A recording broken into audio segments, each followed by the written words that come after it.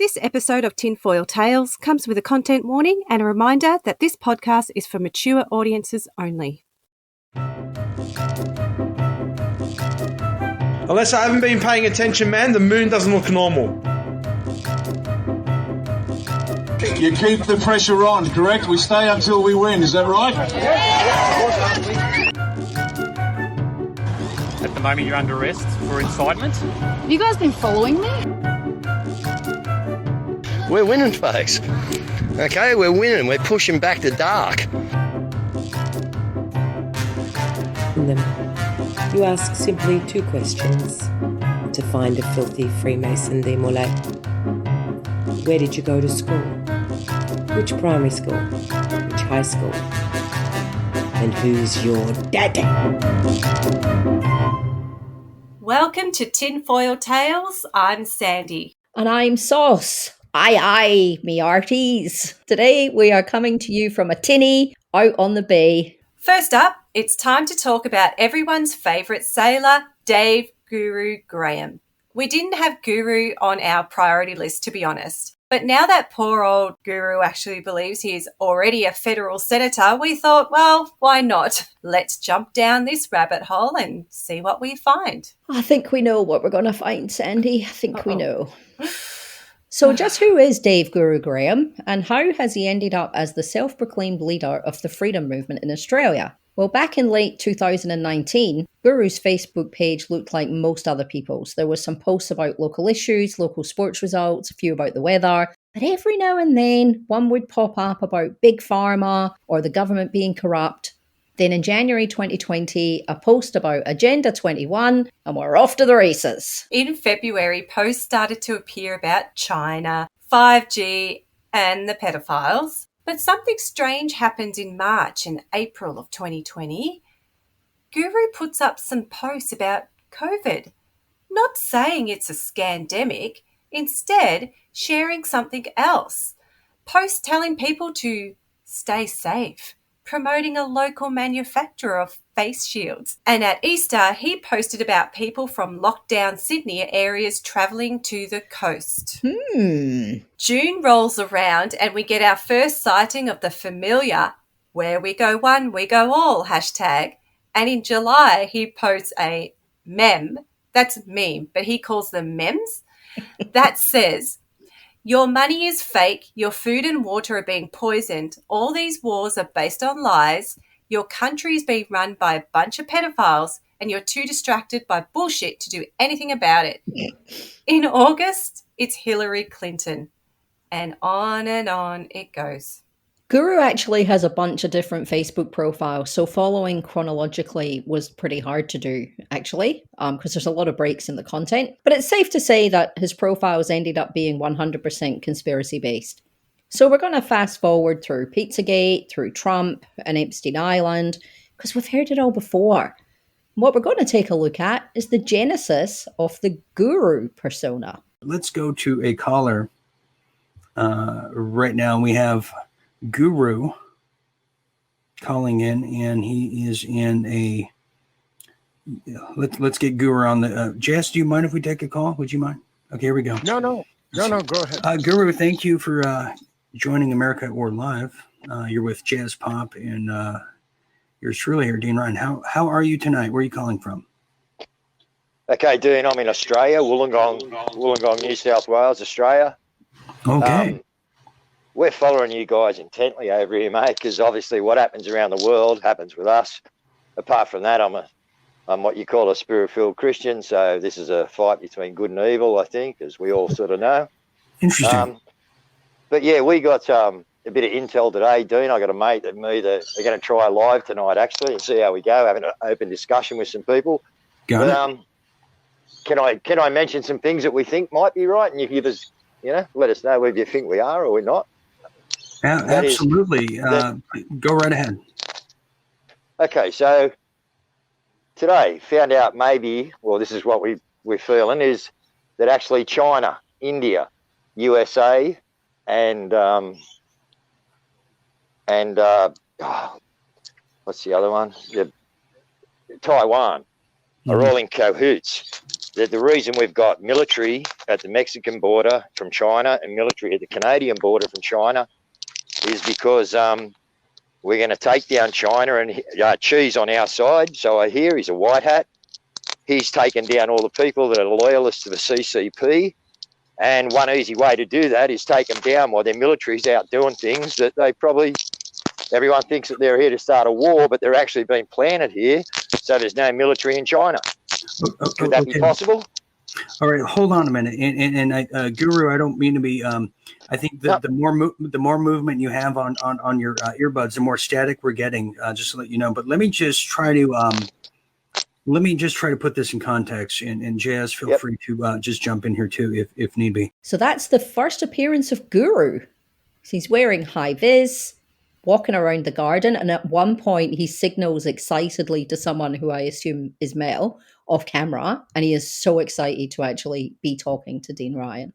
I also let that snip go just a bit longer than you indicated, Sauce, to capture the crappy sound quality he had. You see, the deep state was clearly hammering him back then too, apparently. Anyway, he's told this origin story so many times, but why wasn't he on the boat? Yeah, he does end up on the boat, but I always thought he was on the boat from the start, but he kind of wasn't. I know a lot of people have spoken about Guru's sudden Christianity, but he references this as a spiritual war even during this interview and talks here about his parents' beliefs. This clip's from January 2021, so it isn't a new thing, and neither is talk of false flags, with both Port Arthur and the Sydney siege getting the treatment here from Dean Ryan. Okay, so wait a minute. Now you're saying Xi Jinping's behind this, correct? I'm saying Xi Jinping's one of the white hats. Yep. Okay, I've heard that he was a potential white hat ages ago. Yep. Now, let me get this straight too. And Taiwan is behind this maneuver. Taiwan's in with the four, because Taiwan's the one that have screwed China as well. You know. Really? Okay, so this is epic. Wow.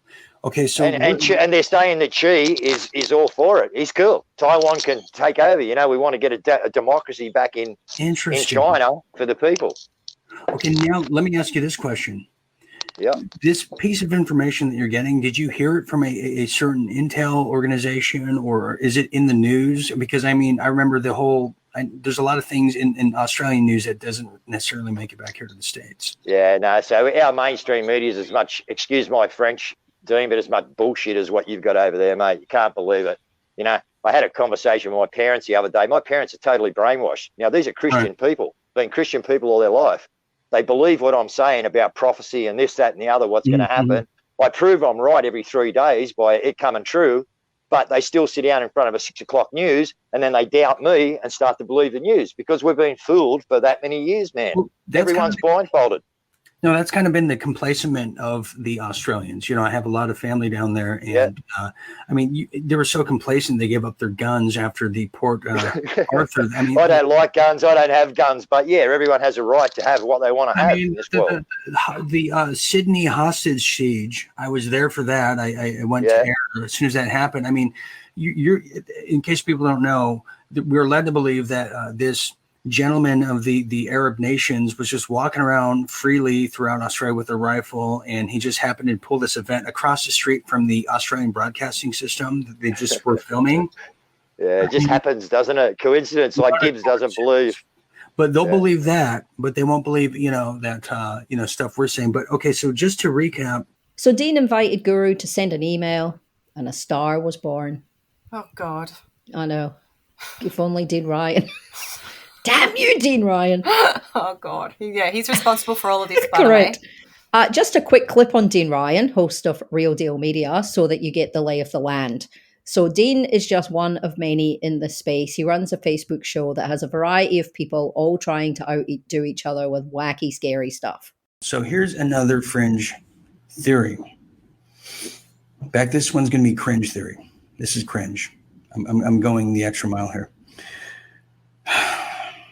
I believe that we are fighting a reptilian class that has literally been devouring humans for quite some time. And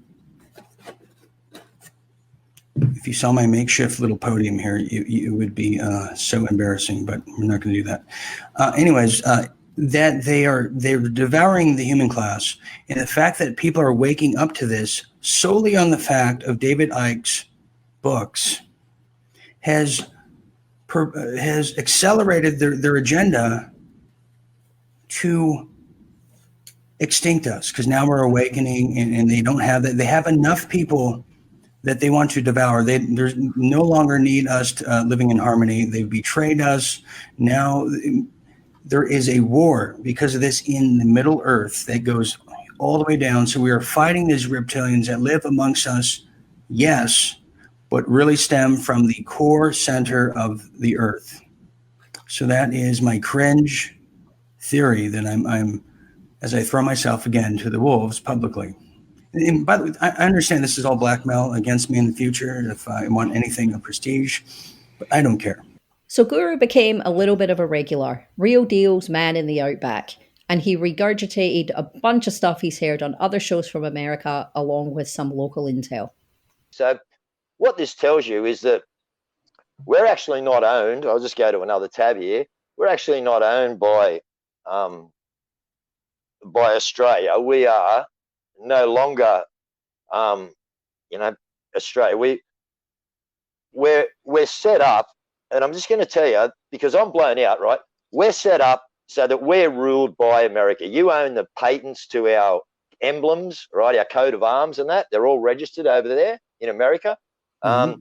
The Queen, right? The Queen is actually registered to the right of province of Alberta, right? Alberta Investment Management Corp. And I got the CIK number here for anyone that would like to look that up. So actually the Queen, she's registered in Alberta, right? And then over here in Australia, I can't see them too good doing, but yeah, that's showing people what's going on. Over here in Australia, we are obviously under the Chinese regime. We have already leased out the port right up the top of Australia at Darwin for 99 years to the Chinese. Okay, we are selling land like it's going out of fashion to the Chinese. The Chinese are buying up all our real estate. This has been happening for years, doing okay. Wait, at the start he said we were ruled by America, but then he said we were owned by the Chinese. That's a complicated arrangement. What I love about these shows is everyone just nods along and agrees with everything that he says.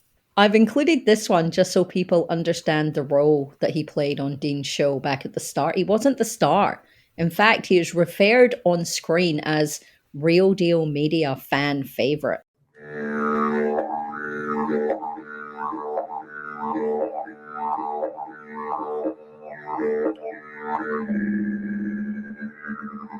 Hello out there, Real Deal Media fans. This is the 1 year anniversary show for Dean and the team.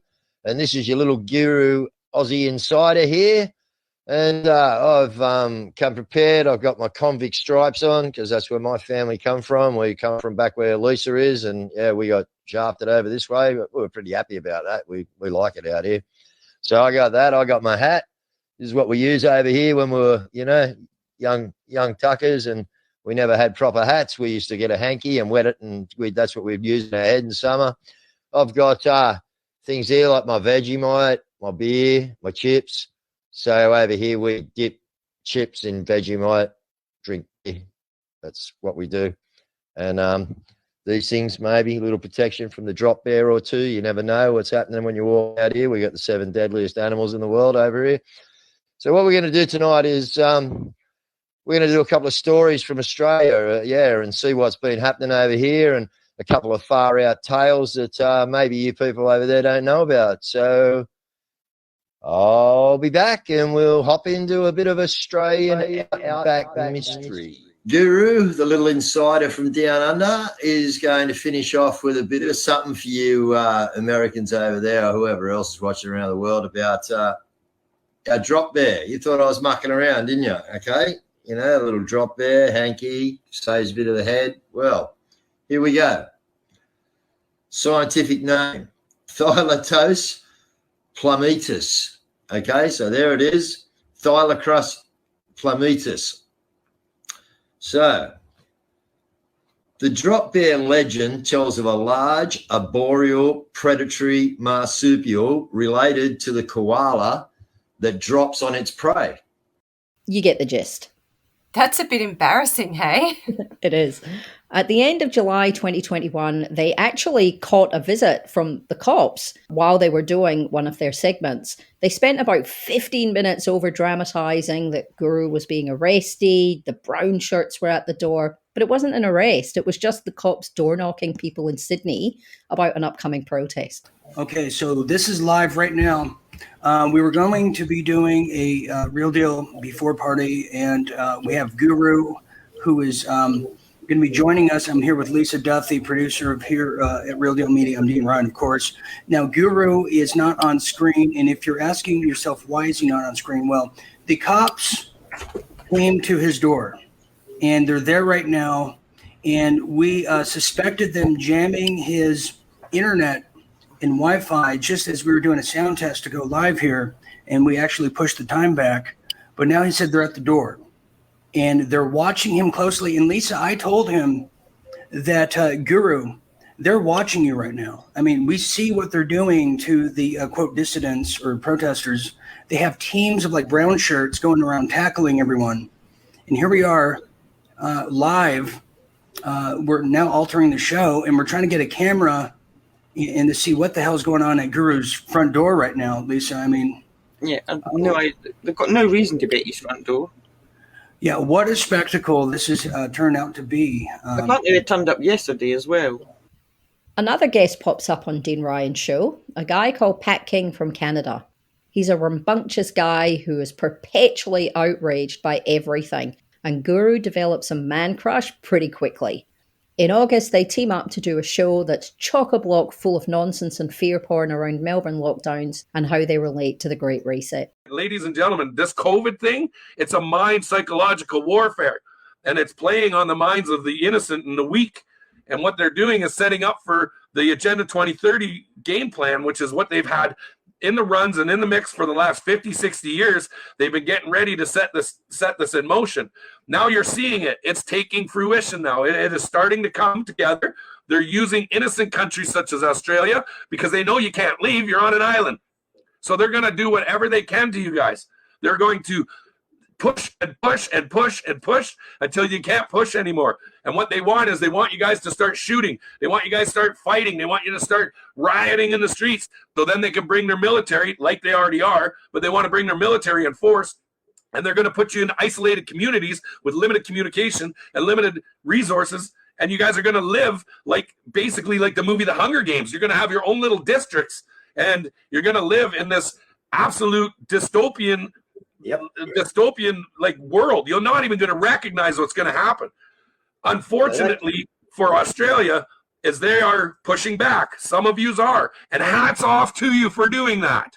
You need to push back. You need to fight. You need to stand up. You need to stop letting them walk all over you. We say it here in Canada, and we think you Aussies are just a bunch of rough and tough prisoners from back in the day. We think you guys are the toughest groups out there. What happened? Start pushing. Start standing up. Start hitting back. The video takes a turn for the worst in the most disgusting way. They show a map of Australia with images of Jewish people from World War II. It makes me so angry when they compare having to stay inside during lockdown to the Holocaust, and it's something they still do today. But another thing is mentioned for the first time.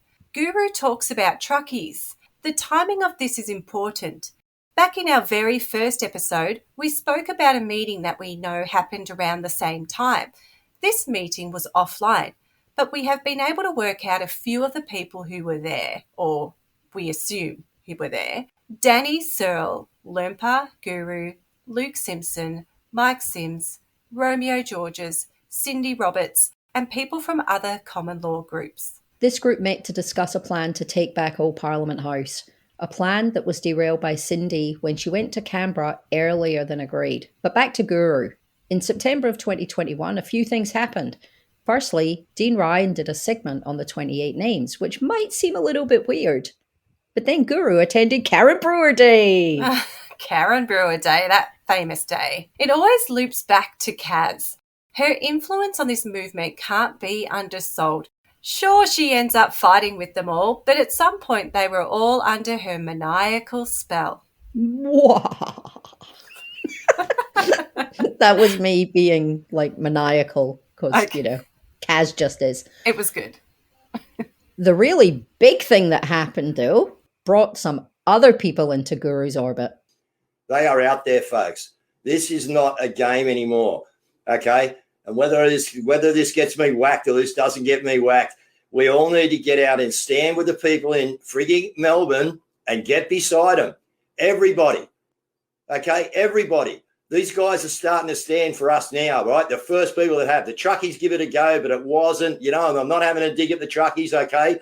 This is big, okay? We are fighting something bigger than just tyrannical governments. This is evil, okay? And for the folks that are awake, it is evil, okay? So, people, we need to get together, okay? We really do need to get together. We need to stand behind the people that are in the streets at the moment, and we need to start doing it in our own collective towns, okay? Because if we don't, okay, we've predicted and we've told you what is going to happen. We have not been wrong. Everything this show has put out there, everything that I have put out there on my shows, we have been spot on. We told you what's coming. You're still asleep. You're still sitting back there thinking you're okay. Why is everyone in Australia that's had a double vax still locked in their house? Why have the restaurateurs that have had the double vax still got to close business? This is not about a virus, okay? It's not, folks. Wake up. Wake up. This is about the CCP taking our land. Okay, we are about to use our land rights. They are about to put them in an electronic bank. And I'm guarantee you, unless you claim it, it will be gone. It won't be there for your kids. The European pension funds are empty. How much information do we have to sit here and frigging give you people before you actually realise where we are? Graham. Dave, you're using very powerful language there, and I've got to actually call you on that a little bit, because I really appreciate what you're doing, but I've got to tell you there's a difference between protest and violence, and I don't want to use any rhetoric that's going to entice people into violence, and I don't want to go down any other rabbit holes either. My own position is strictly about bringing back the spirit of Australia. Because it's the spirit of Australia that will unlock the power that's needed. And no, it's not the spirit of Australia. It's the spirit of God. So Hoodie checked Guru during their very first interaction? He did. And you have to wonder if that stuck with Guru. I mean, this was Guru's show and he's just been pulled into line by a guest. Yeah. Hoodie also spoke about setting up a leadership alliance too, with himself, John Larder, and Christian Mack, but no invite to Guru, so that would have grated on him a bit too. I want to say this again, that the best way to destroy your enemy is to make him your friend. And I also come up with a saying years ago when I saw my wife forgive the man who molested her for 6 years when she was a kid. But grace and evil can't live in the same room, and evil's always the first to leave. I mentioned my porn addiction when I did my rant, and I've mentioned it since because I want people to know that I'm not some superhuman. I'm an empty vessel like a lot of people. I've made a lot of mistakes. And if people are going to follow me in any way, you're not following some kind of guru. You're not following some kind of hero. Ouch. A genuine, humble Australian man that's given up his job now, okay, to actually speak the word of truth. Okay, from a Christian perspective as also, which I love. But Graham, I'll tell you, the funny thing is most of the people that are in this game that we're in, mate, have a belief in the Lord. Okay, that's just simple, man. All the people I meet. Okay, so that's a good thing. Okay, that tells us that we're on the right team. Okay, and we're batting for the right side, mate. Now, who I do feel sorry for is these other people out there, and people call them sheeples or whatever, but I do worry and I do care about them people. I have nothing against them people. Okay, believe me, I try to look at this, Graham, like it was a giant IQ test. And sorry, but some of the most intelligent people I know miss the IQ test. Okay? Dave. No, you don't agree? No. What do you think? Let's finish up on what you think on it. Mate, when we start applying labels like that to people, we're going down the wrong way again. Everybody's entitled to make their decision, mate. I know your passion. Yeah. I'm sorry. Look, if people are calling me to be some kind of leader, which I don't feel equipped to do, I have to speak the truth when I feel that way. And so, hey, that's what it's about. You know, when we say people are lacking in IQ, we're insulting them and we're turning them away. You know, we can't. It's easy to fall into that trap. I used to. I've got a sign down my driveway that says "No judgment beyond this point," and you know what? I'm just as broken as anybody else, and my IQ is no higher than anybody else's. So I'm sorry, Dave. That's probably bad terminology, but that's the way, you know, we do talk about it and look at it around this household here. You know what I mean? So yeah, if I've offended anyone, not meant to do that. But there's a lot of people. There's a lot of people that say I've lost my marbles too, and you know that, you know. And they may be right. I don't know. All I know is that we're not going to get anywhere as a nation if we start dividing from one side to another. And I want to bring the walls down. That's what I want to do. And I think most Aussies want us to do that. And I'm saying that to you with love. Yeah, I take it, brother. That's cool. So they actually finished off the chat on good terms. But if there's one thing we know about Guru, he stews on stuff and then he stews a little bit more. And I reckon we saw the outcome of that at Epic. Over the next few months, a lot of posts and lives appear on Guru's accounts about GovCo, the name some common law believers give the corporation. He has a series of lives with a guy called Tane, who currently appears alongside Derek Balog. They talk about grand juries, about standing in your sovereignty. He even has a session with Loompa and Tane to talk about Indigenous sovereignty. Again, this is just after that meeting we keep referencing with a group intent on taking Australia back. At the start of December, Lance Brown, another person that is critical to the success of Epic, appears on a live, and in a sign of things to come, he is critical of Craig Kelly, but he's also not sure about someone else. I'm sure you can, but, you know, let's start the conversation, guys, because we haven't had much to live up to at the moment, have we? We've, you know, we thought we had some people out there were batting for us, and we thought the Australian people thought they, you know, they had a few entities, you know, or what do I call them, entities, you know, or parties or whatever that were out there that said, look, we're going to look after you, we'll do this, we'll do that. And guess what, folks? I'm not going to bag people out and throw it all out there, because you people know, you know, if you're watching this, you obviously know, you know, what's been said about these people. So, you know, Mr. Kelly and Mr. Palmer obviously, you know, have sold us down the line, folks, and I'm not, you know, afraid to say that. Obviously, Clive's never going to change his view. He's a businessman that likes raping the country, and it's going to stay that way. There's rumours out there about Riccardo Bosi. I'm not going to say a thing. I haven't vetted anything. But again, that just gives me disillusion in, you know, another party that I thought was out there actually fighting for us, you know. Then, on December 29, Dean Ryan posts that Guru and Mel are no longer affiliated with Real Deal Media. Dean Ryan claims that Guru may have been drug affected and that Mel accessed files and deleted a whole heap of stuff. Guru says they dropped him because of his lack of personal grooming. His relationship with Dean Ryan really set him up. Just a year before, he was a super fan, and now he has enough of a following that he can do a regular show to a committed audience, and he's made contacts in the US. How are you, folks? Australia Day. We're just having a little bit of a play around on the ocean here today. But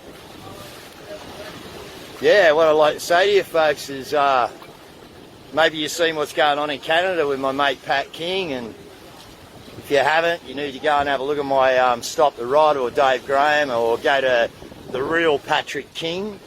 I won't send you his other Facebook page. Have a look at what they're doing over there in Canada, folks, okay? They are ripping, mate. I'll see if I can get on with Pat later. We were trying to do a stream with me and him and Romeo, but I'll see how I go there. But, yeah, folks, this is Australia, and this is what Australia should be about, okay?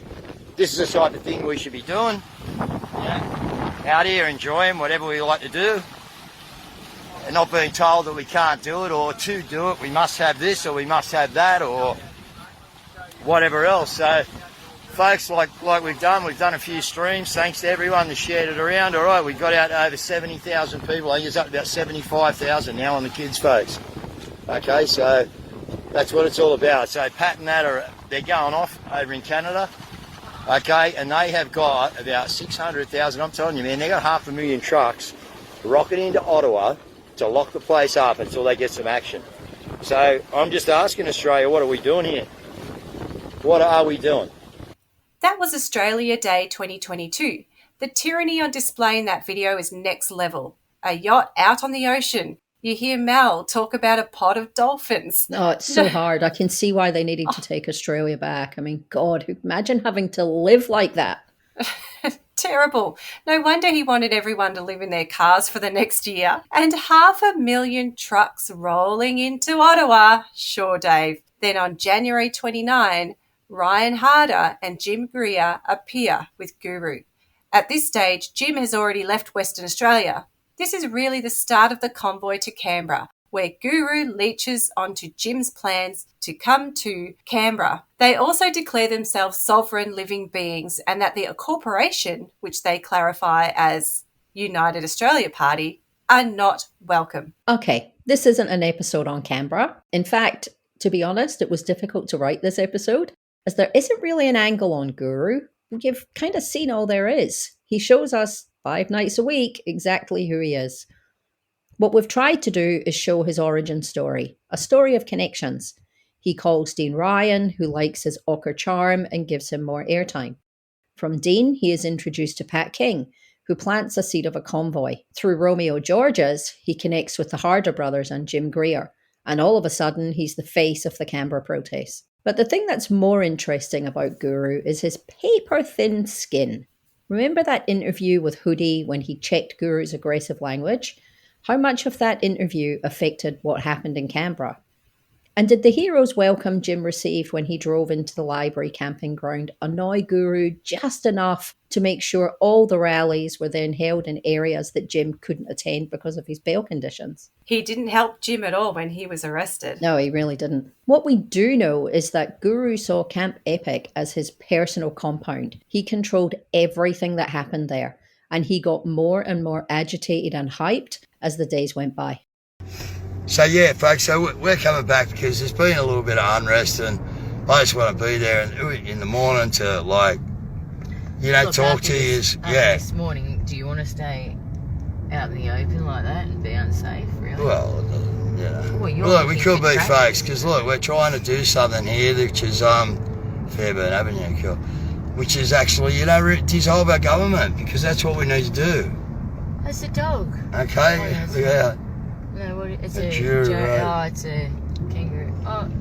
Yeah. What are you doing? So anyway, yeah, like that's what we're here, folks. So, you know, the thing today was that, you know, some people like hooked in with the UAP, you know what I mean, and they,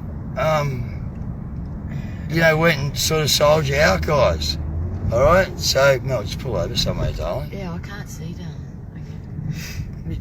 Yeah, just pull over, right? It's just fogged out, that's all. So pull over, put your GPS on. Right, we just put a GPS on, folks, because we don't really know where we are. We left the motel, took a wrong turn. So it's Mel and Dave, right, Guru? And we're just coming back, yeah, to base camp now, okay? Because, it's night time. All right. Who's awake? Okay, social media seems to be in 1.7 kilometres compromised, so second exit onto Fairburn Avenue. So no, don't leave it doesn't matter, darling. So yeah, it sounds like our social media, I don't know who that message has come from, but I think it was relayed to me because someone's seen me on, that our social media has been compromised again. So anyway, about phones. So about phones, folks. I can tell you. What's different? The AFP, I listen to these phones all the time. So we know that. But anyway, that's where we are, guys. We're in this war, okay? And if you're listening out there and what's Craig Kelly doing here? That's a really good fucking question, bloke. I didn't invite him, mate, I can tell you, okay?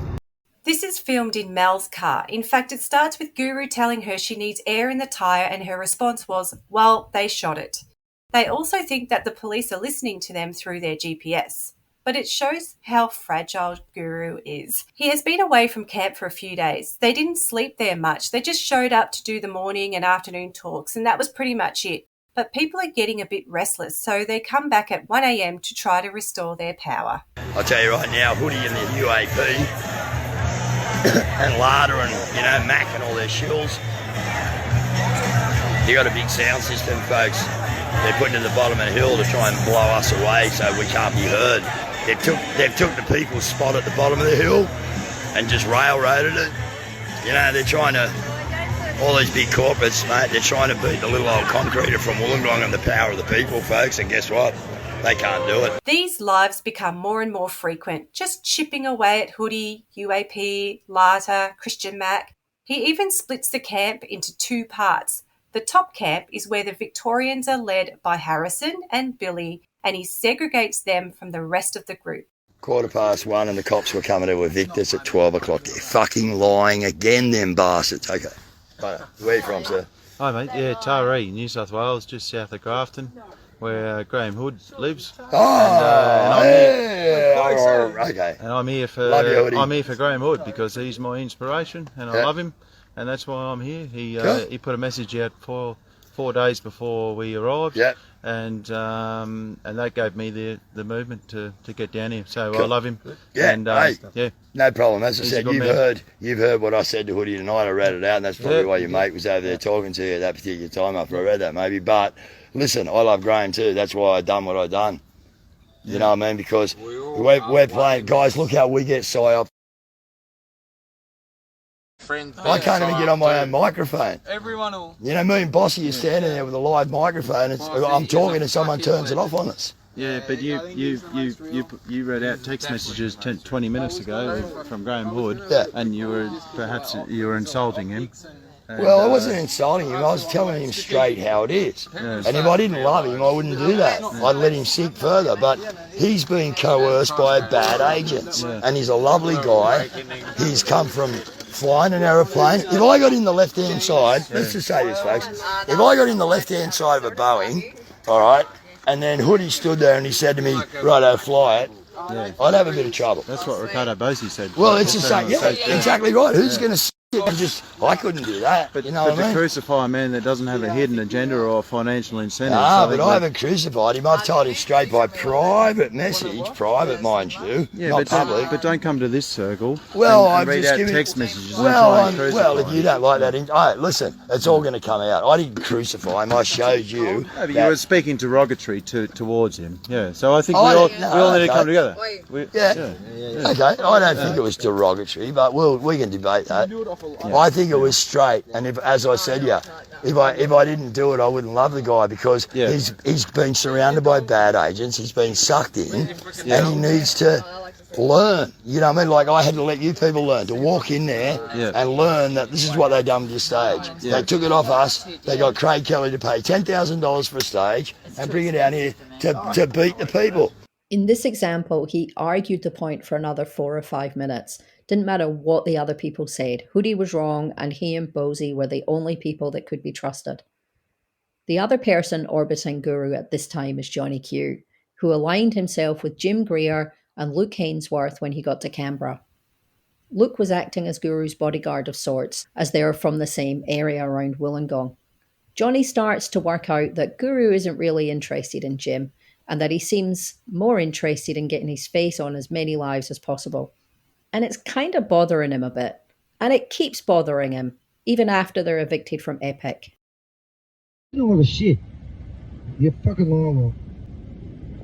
And I've caught you out line on many occasions. And I'm sick of seeing you on stage in Canberra. So, since you threatened me last night, and twice, I've got the proof of that.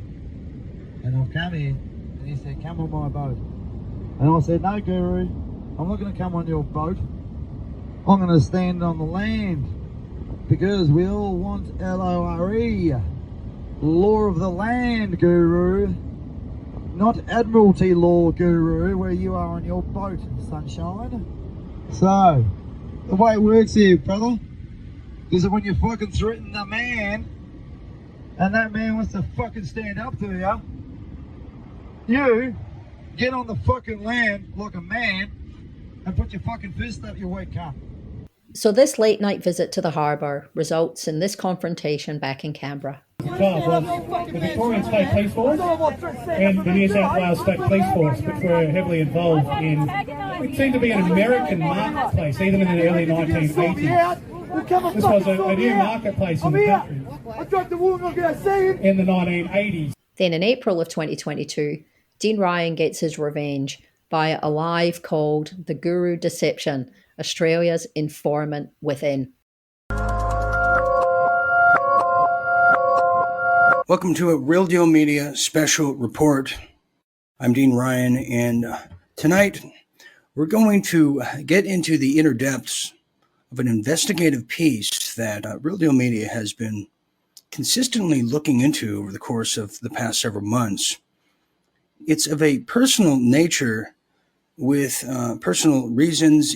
We have kept this under wraps, but now we are ready to unwrap it, as they say. Many remember the powerful character that was Guru that graced the stage here with his presence over the course of 2021. But if you remember that character, well, you might have also remembered the character change in the persona that was him as the year came to a close, which, boy, did it ever come to a close, and it didn't end well. I have to say, I loved it when this went down. The Dean Ryan and the Guru Deception, oh my gosh, there were so many of us just glued to it. We were posting about it. We were talking about it. It was quite amazing. So while that's playing, they're showing images of Guru continually just like wiping his nose and just generally looking like shit. They all did, to be honest, but yeah. Correct. And they really ham it up. They really ham it up. Yeah. The first guest on the show is Luke Hainsworth, who has known Guru for a while and, like I said, was acting as his bodyguard of sorts while they were in Canberra. Now you're getting there, and now what happens? Does he now take the lead? From day one, I was there as a bodyguard, but I've been a paid public speaker before, things like that. I could have got up there and grabbed the mic too. It was just like a dead set ego fest like you would not believe. Dave and I actually come to blows over something, but they realized that I wasn't going to compromise on my values. You said you almost came to blows with Guru, and I want to touch on that, because what I noticed from my end is he started getting very aggressive towards me. He's a bad bully. He bullies everybody. Right. And it got to the point where we were sitting down late at night, and he actually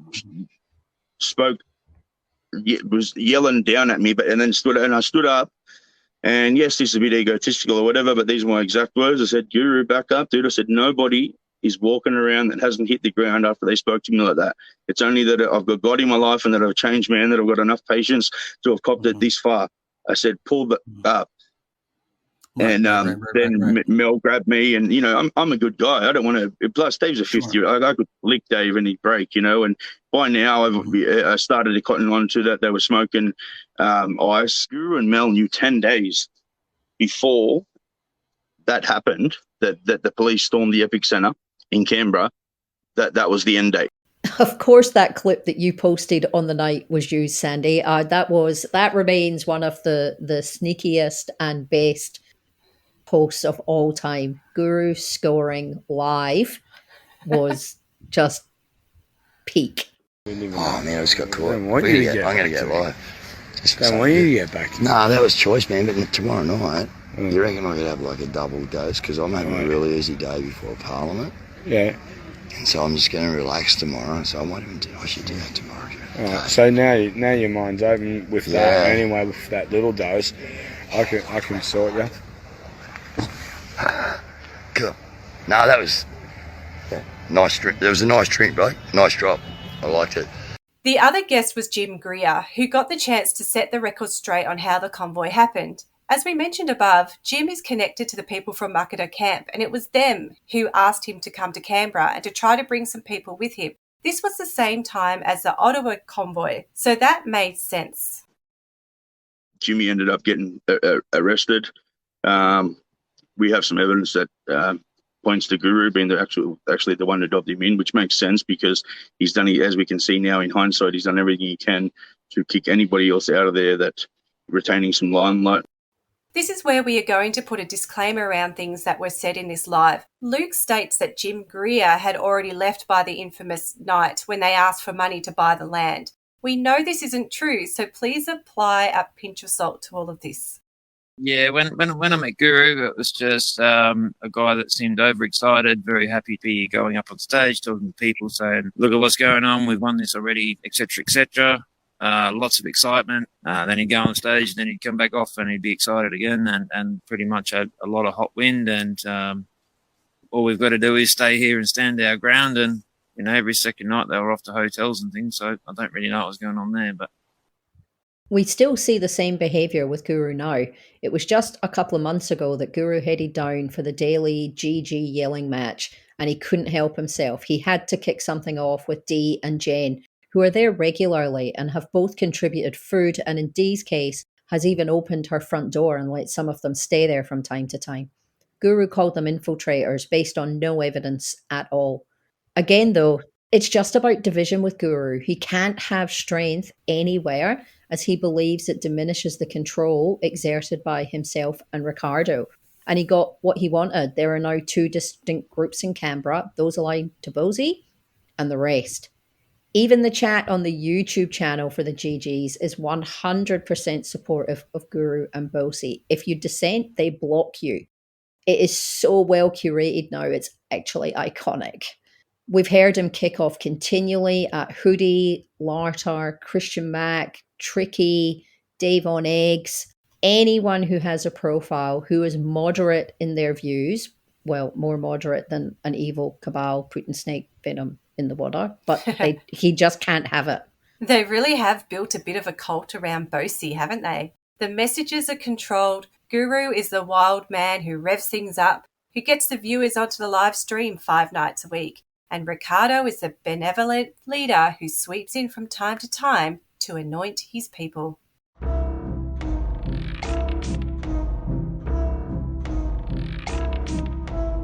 Picture this: a black suit, black hair, high cheekbones, a red handkerchief in the suit pocket, and a tricycle. Think Jigsaw vibes. Jigsaw without the trike, the voice, the creep factor. That's retired Lieutenant Colonel Riccardo Bosi. And where do we even start with Riccardo? His dad, his history in the armed forces, his politics and his QAnon beliefs and love for Trump? All right, let's go in that order, shall we? Commandator Giuseppe Giulio Luigi Pino Bosi, AM. I have a really bad accent, and that is supposed to be Italian. Okay. Anyway, moving on. Father of Riccardo Bosi is worth mentioning. This man was actually really, really accomplished.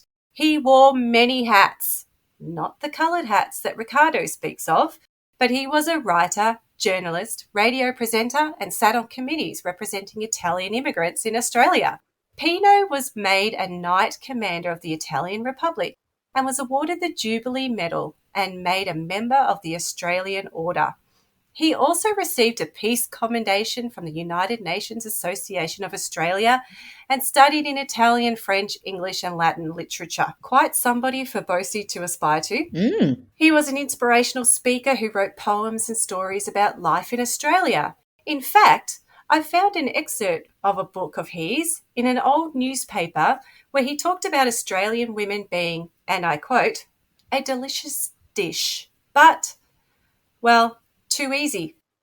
That man is fascinating and appears to have been very well respected by his family members, whose socials have him praised and adored. Now, there has been some word of possible mafia connections, but that's just gossip at this stage. And, well, Pino broke his wife's heart when he had an extramarital affair with a much younger woman and went on to have 2 sons by her, so not all was praiseful when it comes to Pino.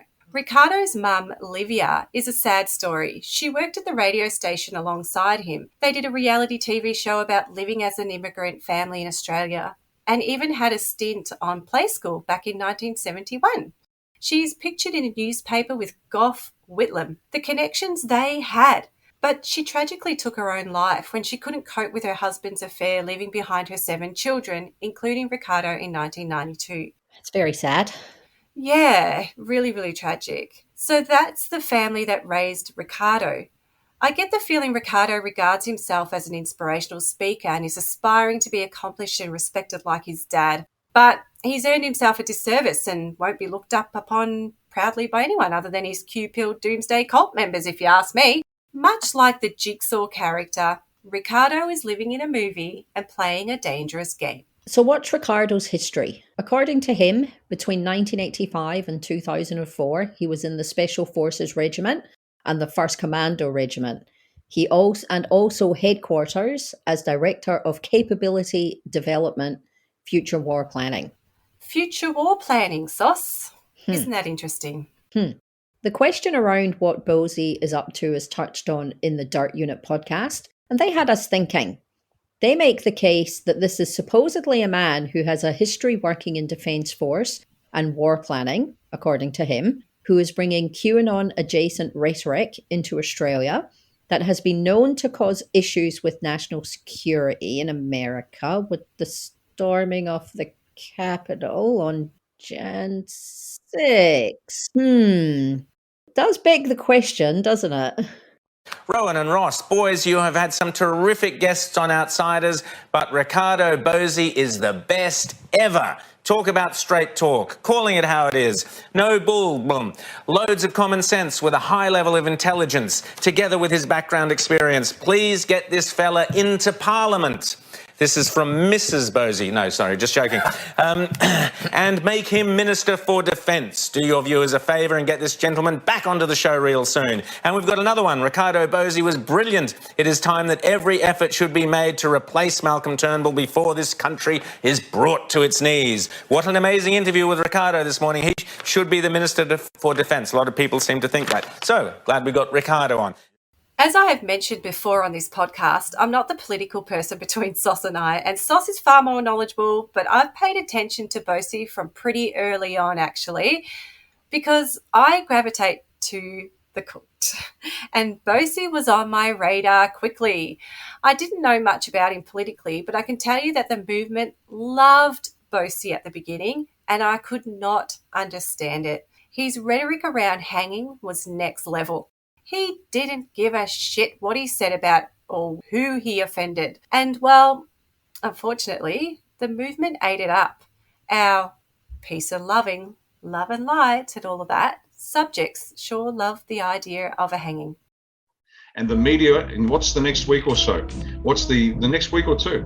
What's the story start to come out? Because the media know that they're on the wrong side of this, and their controllers, how can I put this nicely? They'll start reporting the truth because they have to, and watch them eat crow, and then watch them go to jail, and then watch them hang by their necks till they're dead, just like they did after Nuremberg 1.0, when after the politicians and the army officers were hung, the media were next. And I can promise you we're going to be doing the same in this country, because those bastards have killed hundreds of thousands of Australians. I wouldn't want to be on the side of the mainstream media right now after hearing those words, Riccardo. Oh no, their stuff, they're done. Male, female makes no difference to us. They're gonna swing. This can never be allowed to ever happen again. And the bullshit line, I was just doing my job, it didn't work in 1945, 46, and it's not going to work in 2022. That is not a defence, never was, never will be, and it applies to politicians, judges, bureaucrats, cops, you name it, they're all of them. Anybody says I was just doing my duty, well, so am I. As we draw a lottery to see who gets to pull the lever. So I can tell you that's the most sought after job that I get. Dear Rick, can I be the one to pull the lever that makes the floorboard drop when we hang these bastards? These people are serious. They know exactly what's going on, and they know what the solution is. And everybody out there who has been part of this genocide of the Australian people, killing hundreds of thousands of Australians, hundreds of thousands of them, and the silent screams of children who have been killed because of smiling media idiots like Peter Credle and Andrew Bolt, Paul Murray, and Alan Jones and their ilk. You think they're going to get away with it? And Ita Buttrose, head of the ABC, protecting the pedophiles for decades, they're all for the high jump. If found guilty by a formal court of law, and my guess is they will be, they can squeal all they want, but just watch for the perp walk and the orange jumpsuit and the crew cut, because that's what's coming their way. Within 24 hours, our foreign minister, that bloated cow, our foreign minister, was saying, oh, well, the leadership of the World Health might be a bit dodgy at times, but essentially they do good work. So I knew I'd hit them hard exactly where it mattered. And Maurice Payne, our foreign minister, Maurice Payne, if we hang her, I'm not sure she's guilty of anything. And if she's not, good luck to her, but if she is, we're going to have to get an arrestor cable off an aircraft carrier to suspend the weight. Now, see, that's a rude thing. I say that sort of thing all the time. And that's quite intentional, because I'm beyond discussion. I'm beyond a quarrel. I'm not trying to persuade anybody of anything. I'm here to start a fight.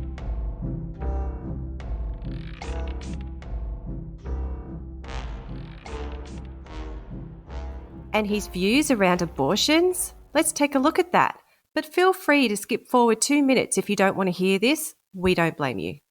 Listen to this, folks, and understand this very carefully. I'm now going to describe, and you may have to shut me down here, Simeon, describe the actual abortion process. See, this isn't a clump of cells and women's health issue. Women, you have been turned into cows. They want you to get pregnant, because what most women aren't told by their doctors is you have to pick a specific sort of pill not to get pregnant. You need either a progesterone pill or an estrogen pill. If you get the wrong one, you keep getting pregnant. But the doctors don't care, because then you have to turn up for an abortion. And they get paid for that. And the body parts are then on-sold, because a baby, when it's aborted, is not called a baby, even full term. It's called medical waste, and it's on-sold.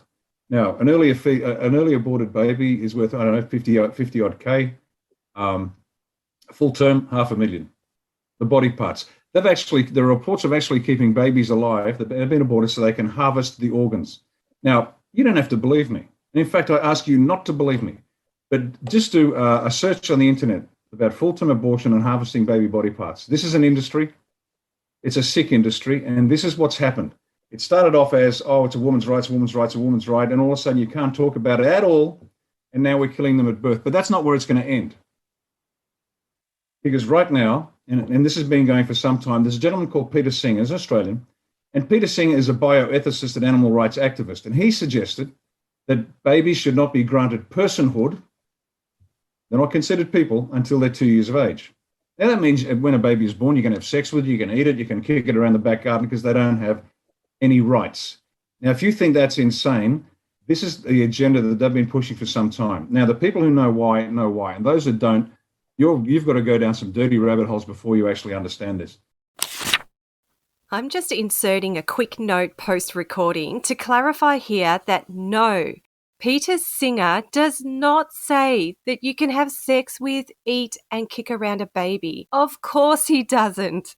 I looked up Peter Singer, and he is pro-abortion, and he believes a fetus up to 2-year-old baby lacks self-awareness and personhood. He also supports euthanasia in certain circumstances for all ages. While this is controversial also, sparking debates all over the place, he by no means appears to be advocating that you can do anything you want to a baby up to 2 years old. That is Riccardo's disturbing spin to it. Yet again, he is discussing a sensitive issue without nuance to an audience he knows will appreciate it. But anyway, back to the show. He's really not a nice person. At Epic, he took the lead role trying to spur the protesters into action, feeding their delusions and encouraging them that if they just did what he asked, if they just brought more people, they would win. Because if they don't... We don't need everybody, we just need enough. Now, this isn't quite it. What's 20% of 25 million? That's 5 million people. We need 5 million people here in Canberra within a week or two. 5 million people in Canberra, the rest of the country. Drop everything you're doing. Nothing else matters from this day. We stay until we win.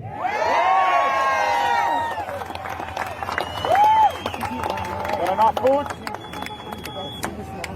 Plenty food. Ring your mates, ring the mates you don't like, ring the blokes you don't like as well. Bring your mother-in-law. Bring your mother-in-law. Give her a shot. Tell her you love her and you want to see her down here. Which mother-in-law? I don't know. I've got 3. Folks, we need 5 million people here in the nation's capital. When that happens, we win. We don't need anybody to speak for us because this is the people's movement. No politics, no politicians, just we the people. Get that number tattooed on your forehead. 5 million people. Sydney and Melbourne, get off your tails and do some work. Get down here. We're already here. Not enough. Not enough. Keep telling, Rick. 5 million people. This is a moment in history which will never be repeated. If we fuck this, we lose. Do you understand? This is our time. We either win or lose. There is no middle ground. Those bastards up there are already killing our kids. What do you think they've got in store for us next? This is the last time. This is our last throw of the dice. This is the time we come together. We need 5 million people in Canberra in the next week or so. 5 million. No room. Bring it to a fucking standstill.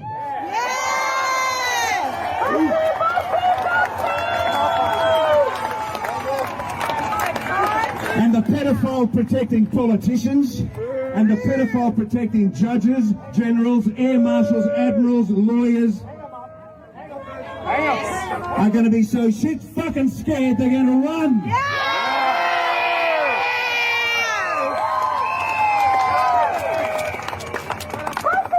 5 million people, folks. 5 million here in Canberra in the next week or so. We have to make this happen. There is no more after this. You've seen what they had planned for us. You've seen the vaccination camps. Have you seen how they had gas pipes connecting them? Yes. Has that happened before? Don't get into the cattle cars and get shipped off like a bunch of cattle and sheep. Now you guys are good. You've got it. That's why you're here. But we've got millions out there that have no idea what's going on. They need to be woken up. You've got about 2 weeks to do it max. We have to win this here and now. There are no more chances, folks. This is it. This is it. The time is now. It is done. We win or we lose. But to keep them full of hopium, he lets them know they're getting some help internationally and potentially were given a sign during their march. Did they notice that? Good morning, Canberra. Rightio. This is the second one. Last week was outstanding. Who was here last week? Just a show of hands. I love it. You keep the pressure on, correct? We stay until we win. Is that right? Yeah. Now, a lot of people are saying, oh, we're not winning. It's too hard. I'm getting tired. I want to go home. I want to go home. It's too hard. Now, some people have got a legitimate reason to go. No problem. We got that. But the rest of us have to stay. Now, we are winning. For those who can know what to look for, we are winning. The signs are there. You've just got to see it. You're not going to get a news flash saying, oh, by the way, freedom fighters winning, corporate bastards losing. Not going to happen. Now, who saw the message, potential message, I'm not going to say it definitively was, who saw the message from Donald J. Trump as we were marching up the road? You didn't see it. Who saw a C-130J fly exactly along our path and then do an arcing left-hand corner over the Parliament? Now, a gentleman came up behind me and said, here's the track he's been following since he took off. And it came straight from his point of origin, up our path, around Parliament, went straight back home again. That plane had no purpose other than to let you know, and I've mentioned this before, we do what we do with our modest capabilities, and there are much more powerful international forces at play that are working with us to help us win.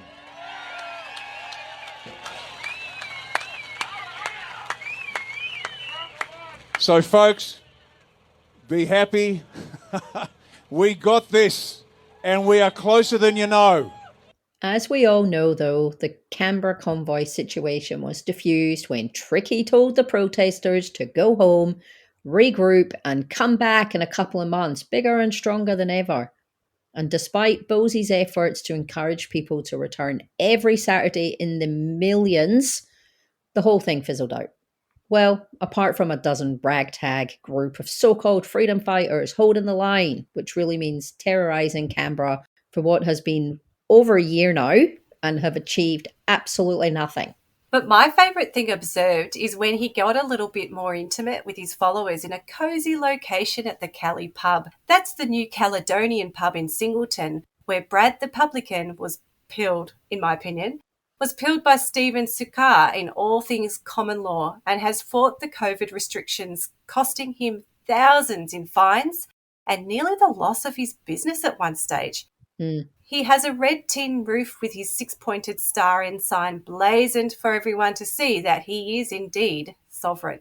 This pub is now infamous in the circle and a bit of a headquarters for all things Q, Trump and common law. In 2022, they had a meeting there hosted by Carl Leibold with special guest appearances of Bergwerf on the live video screen and Bosi turning up in person with his family, arriving for a friendly chat about the recent passing of the Queen and the genocide of humanity through vaccines. We were surprised to find out that Bosi and his children had set up mattresses in their front room in preparation for when the adults in their street died and left all the children orphaned. Jesus. Have a listen to this.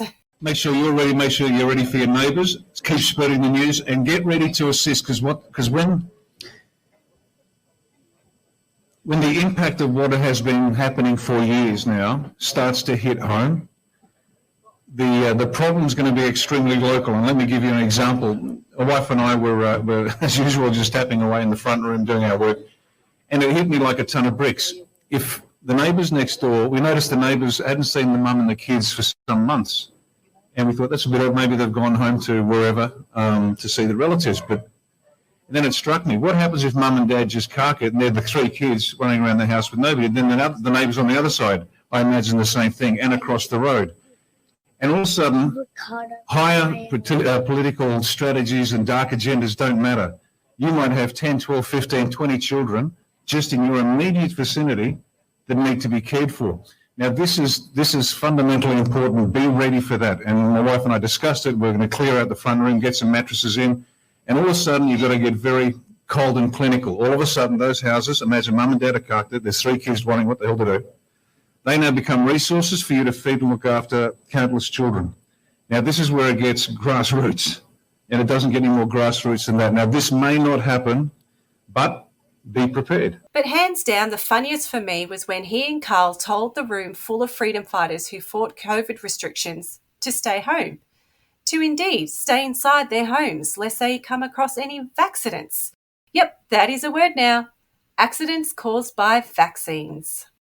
We had an accident here. We saw the news on NBN the other night. There was an accident out here on the highway. A little silver car was driving along beside a truck. It got beside the truck and just did a couple of little sways and then turned left and crashed into the truck for no apparent reason whatsoever. Now, that wasn't an accident. That was a vaccident. And it was caught on film. And it got two others. Yeah, sure, he was stuck in the back of it. So these sorts of things are going to start happening more and more and more. There's going to be, well, innocent casualties. Those, the unjabbed are going to get hit by people driving off the road, yeah? So we have to be careful. That's exactly the point. I alluded to it some, I guess, months ago.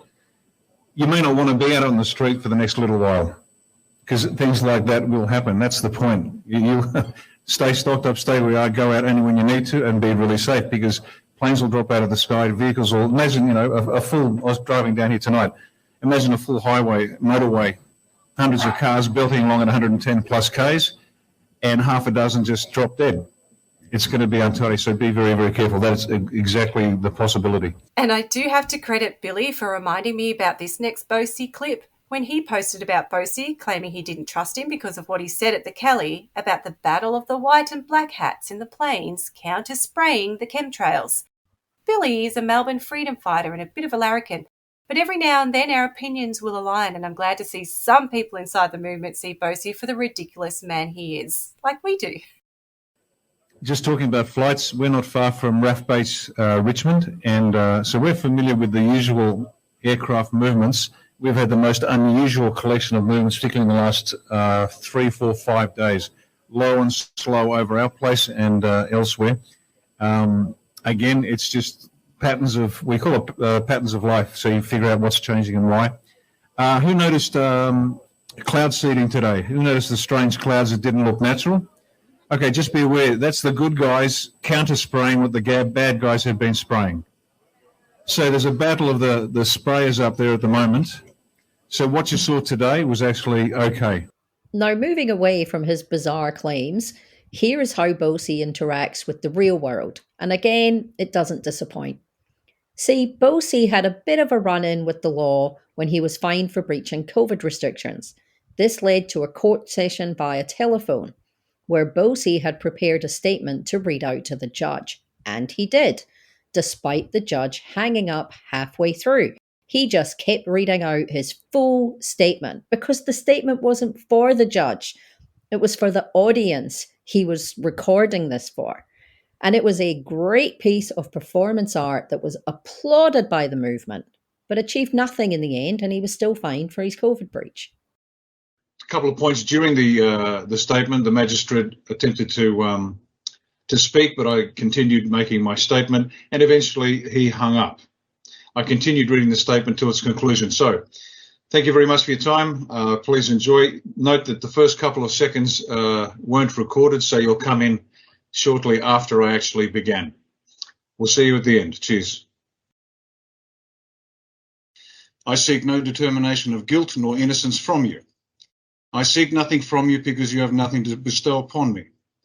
I acknowledge no claim to any authority you might make. You have no standing.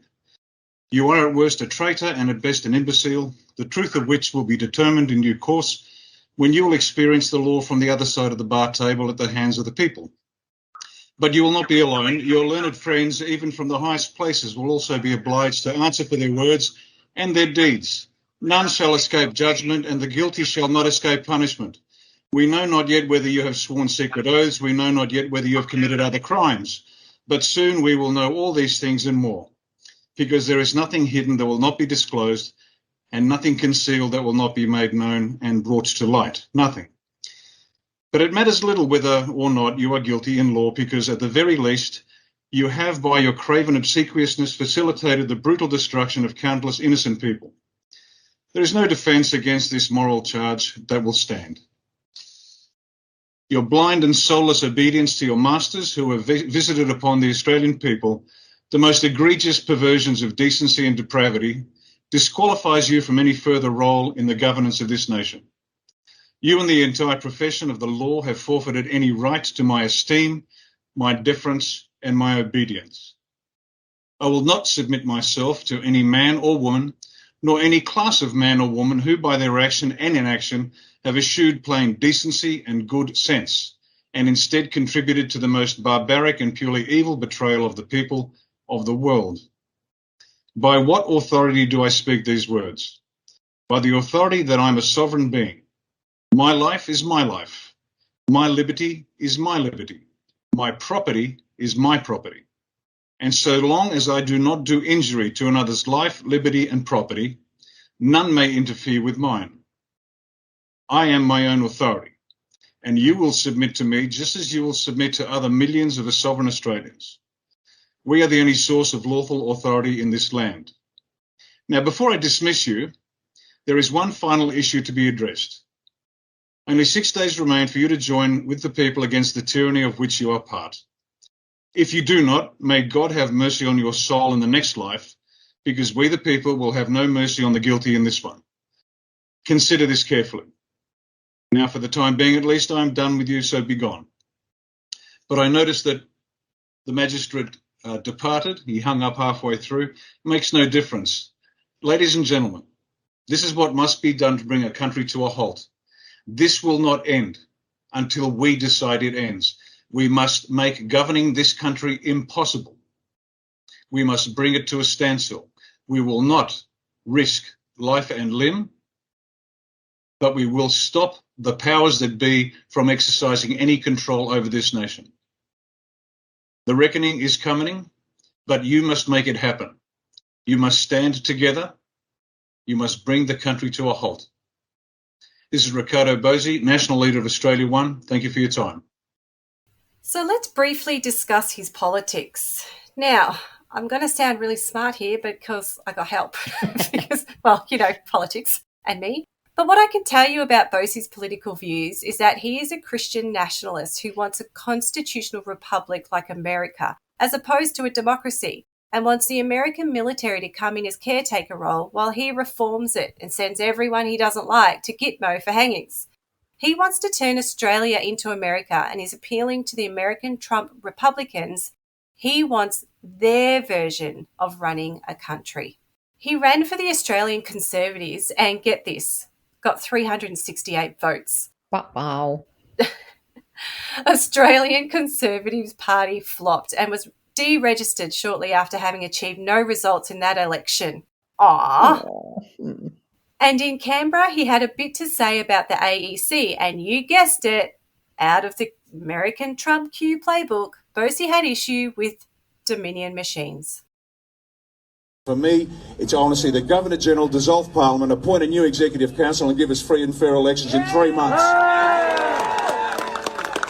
Because the elections you're going to get in 3 months are controlled by the Australian Electoral Commission. Now, guess who recommended to the government recently that Dominion vote counting machines be introduced? Who here, by a show of hands, knows what the Dominion voting machines are all about? Well, there you go. Your AEC recommended recently to the government to use Dominion vote counting machines. Do you think you're going to get a free and fair election under these bastards? Now, this isn't negative energy. Let me ask nicely. Do you think you're going to get a free and fair election from the AEC under this?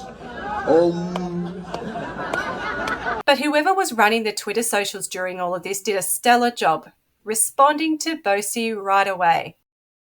We've seen a small amount of claims online saying that we're using Dominion voting machine. Well, that's news to us. We in fact use this. It's a ballot paper, hard copy, and a pencil. We run the federal election using the Commonwealth Electoral Act, electoral laws, which do not allow us to use voting machines. So it is disappointing whenever we see misinformation, disinformation, malinformation coming from people outside the AEC about the election process. Just come and check with us. Authorised by the Electoral Commissioner, Canberra.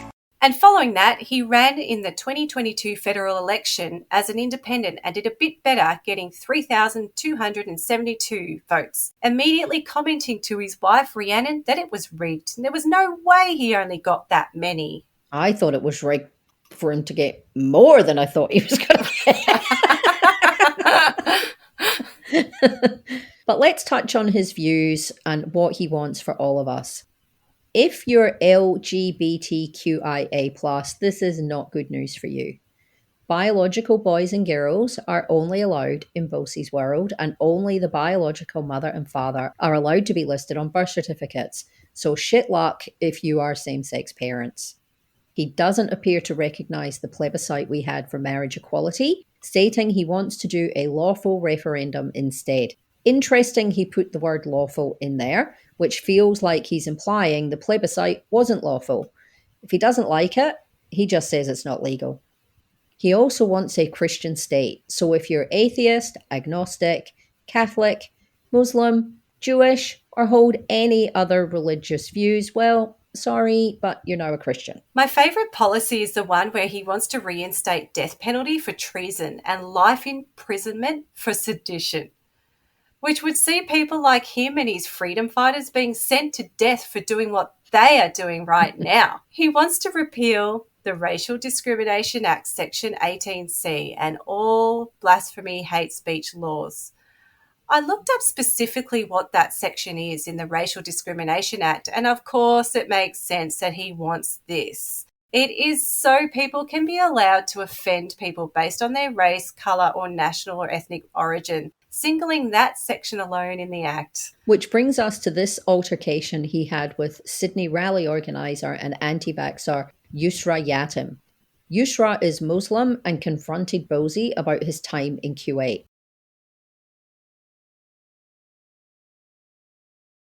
So no, don't start the discussion. We've had it before. We've had this discussion before, ma'am. Political Islam, cultural Islam, religious Islam. I have no problem with religious Islam. No problem with religious Islam. I have a big problem because you're a Muslim. Because you believe your bullshit ideology. ideology. Did you just call That's really bullshit. I'll get it on tape. It's a bullshit ideology. You got it? It's a bullshit ideology. No, I like to protect children. I like to protect women and children, and your religion prevents the protection of women and children. That is one of the most ignorant statements I've ever heard. Why don't you talk about that? It's about rights. This man is a bigot.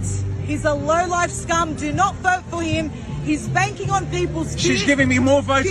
Keep going off because you keep talking, the more votes I get. No, see, people have woken up with this COVID shit over fear porn. And they're going to wake up about Islam when they realise there's political Islam, How long were you in cultural Kuwait Islam. for? How long were you in Kuwait for?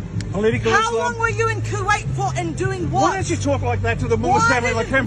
Talk like that to the mullahs down in Lakemba. I bet you they will not.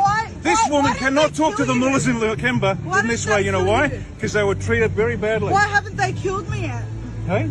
By your Because you're a useful idiot. Because you're a useful I'm idiot. a useful idiot. She's a useful idiot.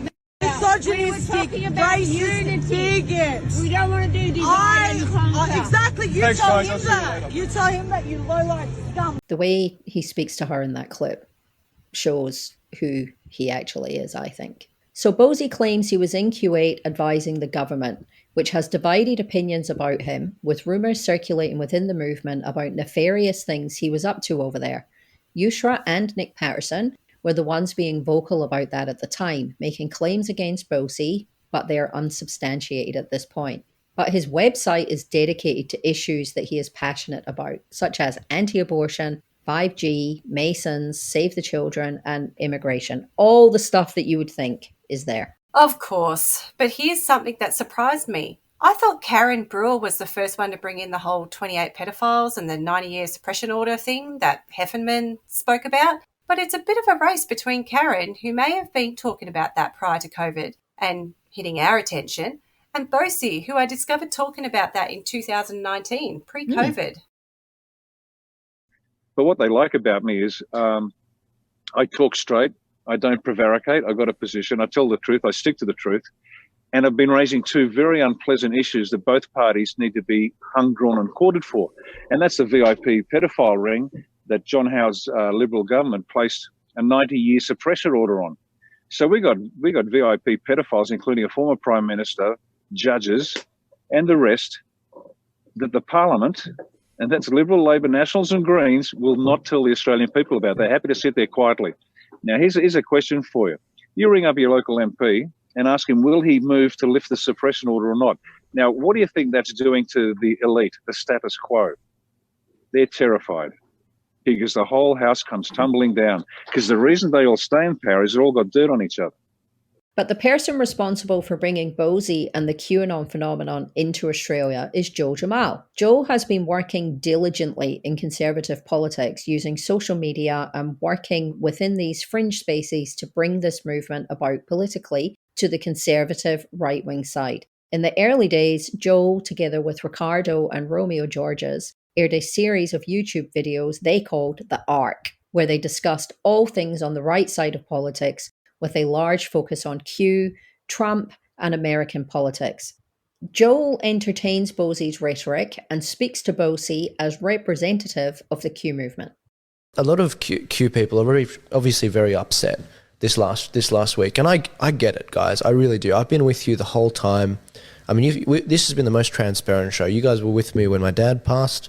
You know, we don't get any foreign money, or we don't have any big institutional donors. We don't have any sponsors of the show, even though I'd like one, but we don't have one yet. That's the truth of it.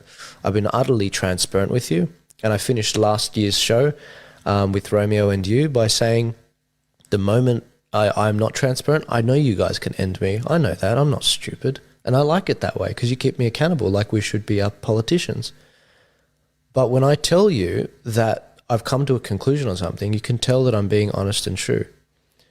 Now, this week, you know, I've talked about how I've been very discontent with the Q people, and that's my honest opinion.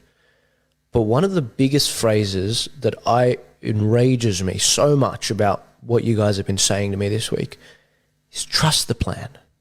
Trust the plan. Now, it's not that I have a closed mind to these theories that you guys have. I actually have an open mind to it. I'm more than willing next week to change my opinion. But the problem is, it reeks of laziness. it's like trust the plan. Donald Trump's got this. I can go to the bar and, you know, do whatever the hell I want. Maybe if you're young, go back to playing video games rather than striving. Every week I show you videos of great intellectuals saying it's over. I don't do it because I enjoy putting you down. I don't do it so that you guys get disillusioned. I want to scare you into the reality that I see that we will lose this. We are on a downward trajectory, and we need to dig deep like the Anzacs did when they should have lost in the Middle East in World War I and II. They didn't. They dug deep and they kept fighting, and then they came out on top. And that's why generals like Rommel said, if I was to take hell, I'd use the Australians to take it and the New Zealanders to hold it. That's what we want to strive towards. Now, if you don't have it in you, maybe we don't deserve to survive. That's the truth of it, honestly. You know, that's how societies rise and fall. And if that's it, then it's like, so be it. I'm going to fight to the death. And that's not a throwaway, as Riccardo says. I mean it. I have relatives in the Middle East who have been beheaded because of their beliefs. So if you're not going to behead me, if you're not going to kill me and pull my tongue out, I'm not going to stop. So save your resources on me, because I'm not going to stop. And I hope that you guys feel the same too. A lot of people this week have been wondering where Romeo Georges is. Now, Romeo's pulled back on a lot of what he's doing, and I respect his reasons for doing it. He's got a family. I don't. I've got no kids. But he has pulled back, and he'll only be on, I think, Telegram and YouTube. But he's been censored on all social media, Instagram, YouTube, 30-day ban, Facebook. So if you're wondering where he is, that's where he is. But you've got to keep fighting. You have to keep fighting, damn it. Otherwise, you will lose this. And that's the thing. I love you, Q people. We go back and forth, and we have our jokes and fun. But I'm trying to give you this advice about the reality of the situation so we can move forward, because it's the sooner we do that and the less we say lazy phrases like trust the plan, the more you will be encouraged and emboldened to actually do something. We can't do what we've always done. Have I got that wrong? No, that's exactly right. Now, one of the things Bosi is most famous for is the coloured hats. He has the hats. I love the hats. The hats. He has a range of hats according to the rainbow, and all colours represent the type of people in our society. You have the satanic black hats, red, orange, green, blue, which is them, and then the white hats. The white hats sound pretty cool. They are special agents working in the background fighting on their behalf to rid the planet of the evil cabal. Is that an earthquake? Or is it the White Hats destroying a deep underground military base, saving children in tunnels?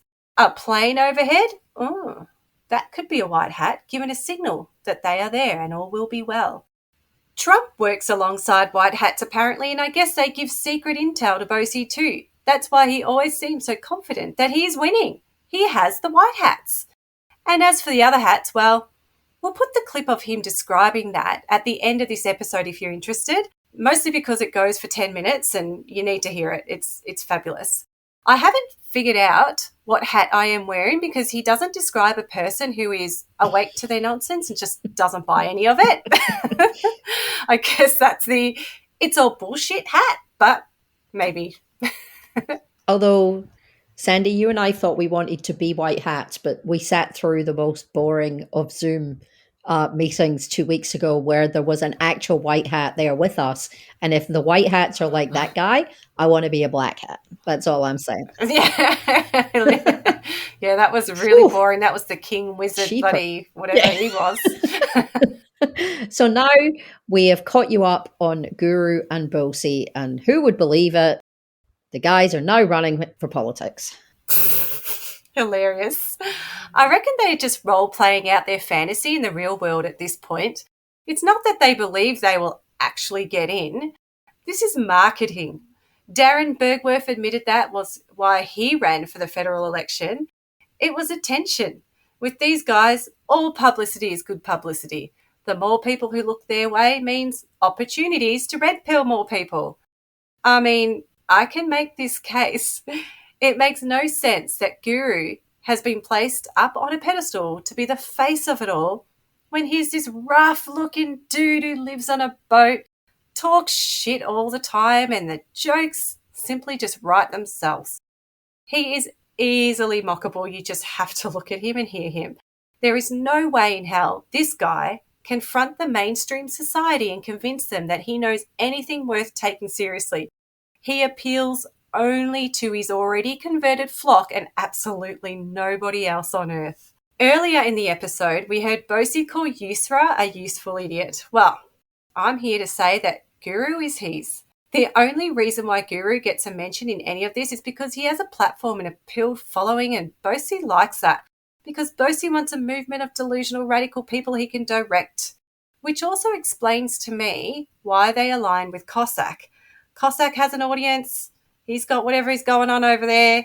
It also explains why Darren is a golden child as he is building up the My Place groups that Bosi can influence also. All Bosi needs are numbers. That's all they talk about, waking up the masses so they can get people they can influence and direct. The people who support Bosi are mere pawns to be played, and he has Guru, Darren, Cossack singing his tune as if he was a fiddler, feeding them stories about a fraudulent election coming up and how they're going to get in and expose corruption within 6 months. More delusions and more letdowns to come. Absolutely. Here's a little cracker. This is for Bosi and Guru. I don't know how you can sleep at night. Killing our children, it just ain't right. So we're voting for Guru. You're gonna get caught with your pants down. And don't you dare come sniffing around. We're on your trail in every town. We're voting for Bosi, and he's gonna get you too. And I don't care what the nasties say. Turn a blind eye and look the other way. It's plain to see you're making a buck out of our children. Oh, 'cause one day you're gonna get caught. Oh, one day you're gonna get caught. Oh, one day you're gonna get caught with your pants down. Everybody sing it now. One day gonna get caught on one day. You're gonna get caught on one day. You're gonna get caught with your pants down.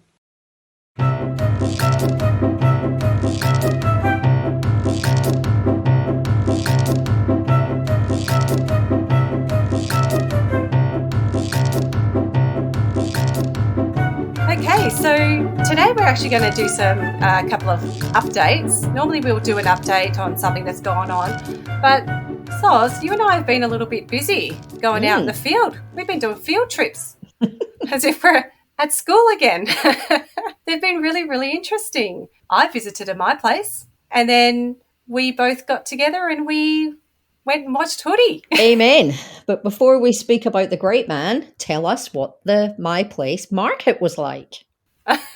Well, so the My Place markets are open to public. Yes. So I thought, what the hell, I'm going to go down. I actually had a day off on a Sunday and I thought, all right, nice day. And so I did. And I turned up at the My Place market and walked in and I recognised a few people right away. I went through the front entrance and said hello, said I hadn't been here before and, I saw they had the market on, could I come in and have a look? And they were like, absolutely, no worries. So I started walking in and what can I say? Market table full of crystals and essential oils and all the spiritual things and books and readings and tarot cards. At one stage I got lost inside, so I had to get some help to help me find the actual main part of it. Anyway, it's on 3 levels, the My Place Frankston. Wow. Yeah, so at the top they have some areas there they have like little yoga, little sessions and classes and sound baths and meditation and all that, which actually sounds all right. I don't mind some of that stuff. And then, you go down, you kind of step outside and you go down and then you head, it's like an old workshop. So it's like the garage part, the main part. And there's a little area off to the side. So they had some more stalls. It was just full of stalls. And there was cookies and jewelry, just crystals. Absolutely. Every second table was crystal jewelry. And of course, the big 6-star red Yep. ensign flag at the top, and the rebellion one, that blue one with the white I hope you cross. didn't contract with anyone while you were Not in that there. I am aware of, but I did have a conversation with somebody who found me. I think when they see a new face, Yep. you always get someone who will approach you. It didn't help that I was also checking out the flyers that were on the table that Yep. were telling me about COVID being a hoax and Mhm. 5G. So he must have saw that as an in. Yeah. Anyway, I had a lovely chat, lovely man. But yeah, so I've learned that I can detox from my vaccine if I go to a red sauna, one of those red light things. So that's that was a new one. I had not heard that Interesting. one before, but I did see nettle tea was for sale. Well, on obviously. one of the tables. It wouldn't so be a market without nettle tea. Now, my question is, did you partake in the hairdryer machine? I did not, but I saw it there. Damn. They didn't seem to be doing demonstrations. I don't know, but yeah, that was there. That was that quantum. Yes. Quantum. Well, I just call it a quantum hairdryer. But apparently, if you pay $10, you get 20 minutes of it. That is and value. they'll blow the hairdryer all over you, Yeah, and that's then that value. will heal. Yeah, sure. But you can actually buy. Now, this was actually really interesting. They had a table, and you can buy. Do you remember Belliarchi and those? Do I remember Belliarchi? Excuse me. Ralph. I'm a And graduate of the Belliarchi University. Thank you. And, the shungite bloody pyramids, right? So imagine those, but clear. Okay, so they're quite large. They had a few different sizes, but inside, so they're clear, but inside there's all this like copper wiring. Ooh. And I've heard something about this before, which I'll explain a bit. But then they have, it was really pretty and really decorative because they had like all these flowers and like crystals inside it. So the main purpose of it was actually the copper wiring. So that copper wiring is there to stop 5G and Wi-Fi frequencies from coming into your vicinity, like a blocker. Do you wear them on your head or? Well, they had like all as a different hat? kinds. Well, this one was a decorative thing you could have on the side of your bed, and probably next to your Wi-Fi. Like a salt lamp. Well, yes, but not a lamp. But yeah, decorative. Yeah. But you can buy some. So they had these other ones that were like pendants for your necklace, and then they had the copper wiring shaped like a tree trunk, and then they had crystals as the That leaves. actually sounds quite nice. They were really pretty. I was going to buy one, but I didn't. But I was going to. They were actually. I was like, actually, So you made it out. You made it out alive. That's the main thing. Yeah, yeah. You're not heading down to Frankston Council next week to wear high vis and did sign up. Yeah, and yell. I have been converted. I'm sorry to say, I will not be doing this podcast anymore. You guys are all assholes.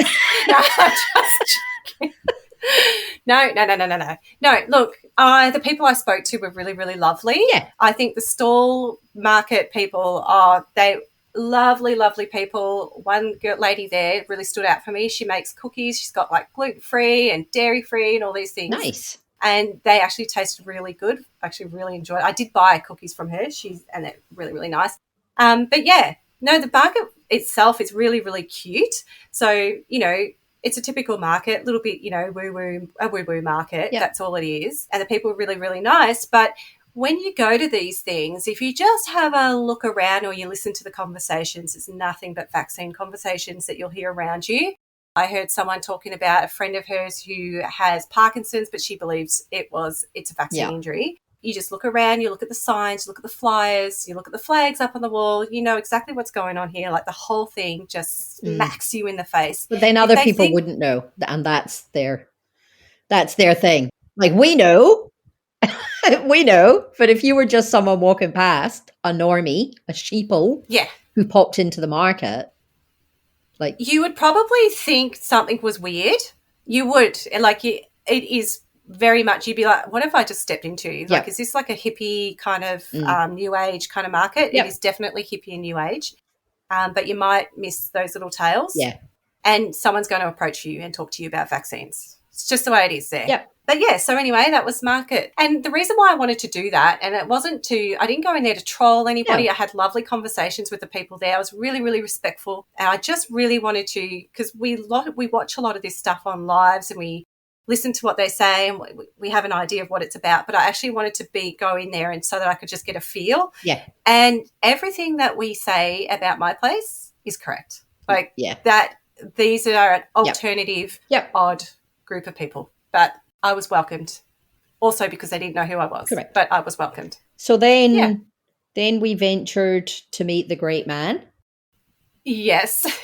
You know, he did make us wait, which was a little bit rude. We went to the first meeting point of his 3-visit day and were accosted by women while we were getting a coffee to tell us, have you come to see Hoodie? He's not here anymore. So we had to hang around for far too long and we were really going to pack it up and go home, to be honest. But we didn't. We stuck around. We even helped some of their people find him. We did. We were very nice. We were. We were actually. Why did we do that? I don't know, but we did. So we moved locations to somewhere else and it was undercover and everyone had brought their deck chairs apart from us. And there was some morning tea. Very nice morning tea, to be honest. They were sharing sandwiches and food. Muffins and bickies. And everything was going around and everything was lovely. Sandee actually mentioned in a tweet today, one of the funny things that happened for us as observers of them was someone went around and said, hey guys, we're going to be filming today and taking photographs. Does anyone have any issues with that? You know, which we just thought was very funny given how often they're sticking cameras in people's faces and screeching about, I'm allowed to film you.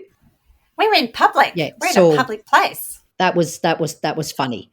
So we'll be generous and say there was 100 people there during the day. Some people were there and left because they couldn't stick around. Some people came late. We'll say it was 100 people. Mind you, and how late he was. He was actually 2 hours late. He was very late. Yeah, we waited around. He was very late. But we chatted to a couple of people, which was interesting. We did. But anyway. So we'll talk about what happened and what he said and then just our general views. I do have to mention that when he walked in, it was like someone famous had just walked in. Oh, my Lord. I was just about to say, when he arrived, it was like the Beatles had arrived. Yes. They were cheering and clapping and all over him to get a photograph. As were we, by the way. We did sneak up for a sneaky little photograph. That photo's just for us. Just for us. Just as a memory of the day. So yeah, everyone's swarming around to get photos and all the rest of it. And it really was, this was their idol. Oh, they couldn't believe it. They were very excited. Yeah, some of them knew each other. But some of them appeared to know each other online, and this was the first time they were meeting each other face to face, which is also quite interesting. But he started the day, which again just made me laugh, with, does anyone need to be baptized? Yes. No one put up their hands. No, I was surprised by that. So then instantly straight into a prayer, straight into a blessing, a prayer, whatever it was. Everyone had their heads bowed. Some people had their hands pointing up to heaven. Yeah, there was a lot of by the grace of God type commentary. He was talking about himself and the paramedic, Johnny, a fair bit. Yes. And he did say that pilots and paramedics were in the top 10 most trusted professions in Australia, and that he was one of, if not the most experienced pilot in Australia when he retired. There was an awful lot of patting himself on the back at the start. There was an awful lot of self-congratulatory, licking his own paws. It was very, it was very what I thought it would be. And I noticed he goes, when I retire, correct. When I quit. Yeah, he did that a couple of times, I reckon. Yeah. The rest of the session I thought was what you would think it would be. He really does think that modern society has been the downfall of the Christian male, which is a little bit of a common thread amongst all of them, that this woke agenda has made, where are all the men? And the gender roles are wrong. And in his eyes, men should be allowed to be men and women should be raising the children. He even went so far as to talk about domestic violence and kind of made it sound like it was the women's fault for taking away the guy's masculinity. Yeah. And lots of cheers. Yes, Rudy. And there was a comment, the two genders. Yeah, and everyone laughed. Piped up in the background and, oh, yeah, of that too. Yeah. Yeah. Yeah, so it was what you would think it to be. Look, in a lot of what he says, like if they weren't so old-fashioned in the way that they say it, a lot of what he said, he was talking about healthy communities build healthy people. Yeah, and that fundamentally is true. The problem is their version of a healthy community is a mum and a dad with a white picket fence, 2 kids. The mum stays home and makes a beautiful meal for her husband, and the husband does what he wants and the woman puts up with it. That is their ideal of like a healthy community. And that a father should raise a son, that single mother's not great. So he's not a fan of split families or single families. He wants old values, the traditional old kind of way. I was quite bored actually throughout listening to it all. Yeah. I was just like, so out of touch now. They whacked it up because the average age there would have been 60. It was like my parents talking and my grandparents talking, back in my day, and the olden days were the good days. So that's how it was. Well, they're all, how old did you say? They were 80% women, about 65 years old. Yeah. And white. Every single person there was white. Yeah. It was exclusively a white event. And he kind of got them all excited saying, big things were happening. We're going to build community and all this stuff. And I was kind of like waiting for does he mean my place or anything? Yeah, I don't know. He didn't really say. He kind of said, the big things are happening, and then didn't really elaborate too much. One thing he said was that and I think he said Johnny, because obviously they go everywhere together, had been invited to hear Nigel Farage speak. That's right. And they were at some dinner, and when they were leaving the dinner, a very well-known mainstream media person and their producer came over and spoke to them and told them that mainstream media watch Hoodie's show every time it airs, and how mainstream media are cheering him on for saying all this stuff because they're not allowed to say it, and everyone was gasping and clutching at their pearls and going, oh my God. And it's really did they really say that to you, Hoodie? Did they? Yeah, that's right. How many times do we hear things you put that in there, that didn't happen basket? Oh, the amount of that never happened that goes on. But the only other thing to me that was notable was we overheard some people talking, and again they all seem to know an awful lot of people who have died because of the vaccine or are vax injured. They know a lot of people. Incredible. Yeah. That's just like at the My Place market. And if any time you're in their space, you're with around these people, you just sit there and listen, and conversations are all vaccine related. All of them. They have nothing else to talk to each other about. We heard a lady say that 6 months after someone in her family or a friend, I'm not sure, 6 months after they got vaccinated, they had stage 4 cancer. And that was because of the vaccine. Before that, they'd never had cancer, and then all of a sudden they were stage 4 cancer. And it's or that's just how cancer develops sometimes in people. Yeah. Not everything that has ever happened to everyone now is because of the vaccine. But I think they get themselves in such a place where everything relates back to the vaccine. They can no longer, right. They just can't separate it. It's the answer for everything. And I think it has to, because I think ultimately they just really need to be right. Yeah. They're so far in now that, like, they can't all of a sudden go, hang on, didn't they tell me everyone I knew was going to die by now? So now it's turned to, everyone I know who's sick, no matter what the sickness is, has to be because of the vaccine. Yeah, that's right. It's sad. I find it really sad. So we will try to do more road trips as they become available to us.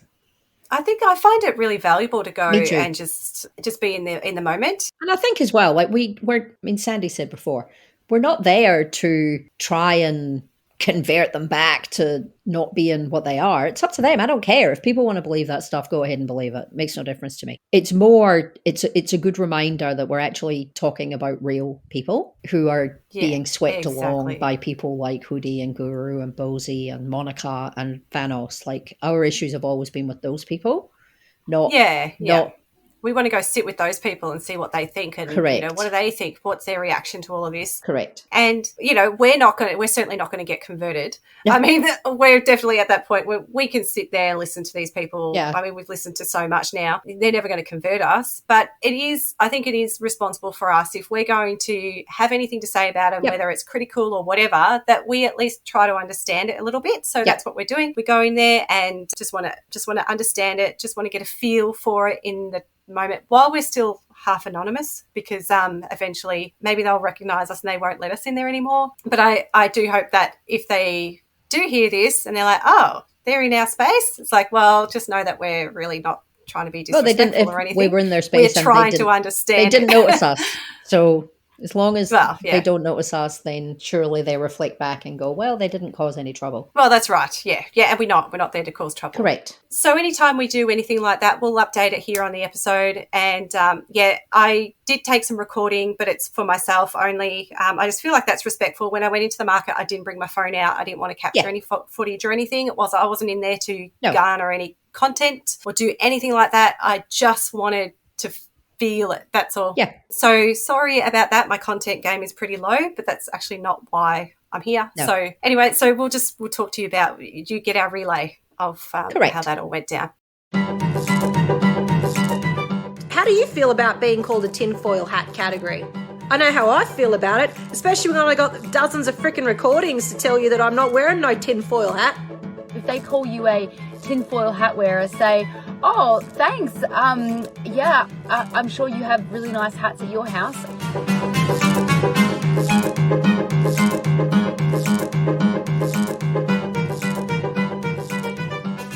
So this is the part where Sauce and I share a random tale, and today I will go first and I will show Sauce a random clip and then we can discuss it. So in this clip, this is a freedom fighter from up in Canberra called Cass Smith or Catherine Smith. What are the chances of two Catherine Smiths that are equally as weird in this movement, by the way? That's right. We have to keep these two apart. But this is the financial one, not the QAnon. Well, she probably is QAnon, but she's the financial one that we're talking about today. Hi all, I'm coming to you tonight with a very urgent message that I'm really hoping you will take 5 to 10 minutes out of your day to have a look at. I've been talking to clients one-on-one and running seminars since October last year, warning about what's coming. But now I'm fully booked out for the next few weeks, and I feel this message needs to get out to more people than I can get to one-on-one. Firstly, who am I? My name is Cass Smith. I'm from Canberra.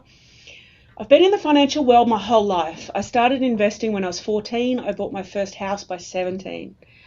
I studied the financial world for over 20 years, university, a degree, master's degree, 6 diplomas. It's all I've ever done. I'm sort of autistic or savant when it comes to money and financial things and finance and tax, etc. I've won over 50 local, state and national awards. I've written a book and been published in many magazines. So what is this urgent message? First and foremost, I am not a financial planner anymore.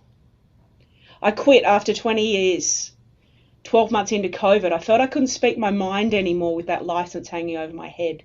So everything I'm about to say is just my opinion. But I do believe it's still a very learned and wise opinion. I feel the share market is about to bust.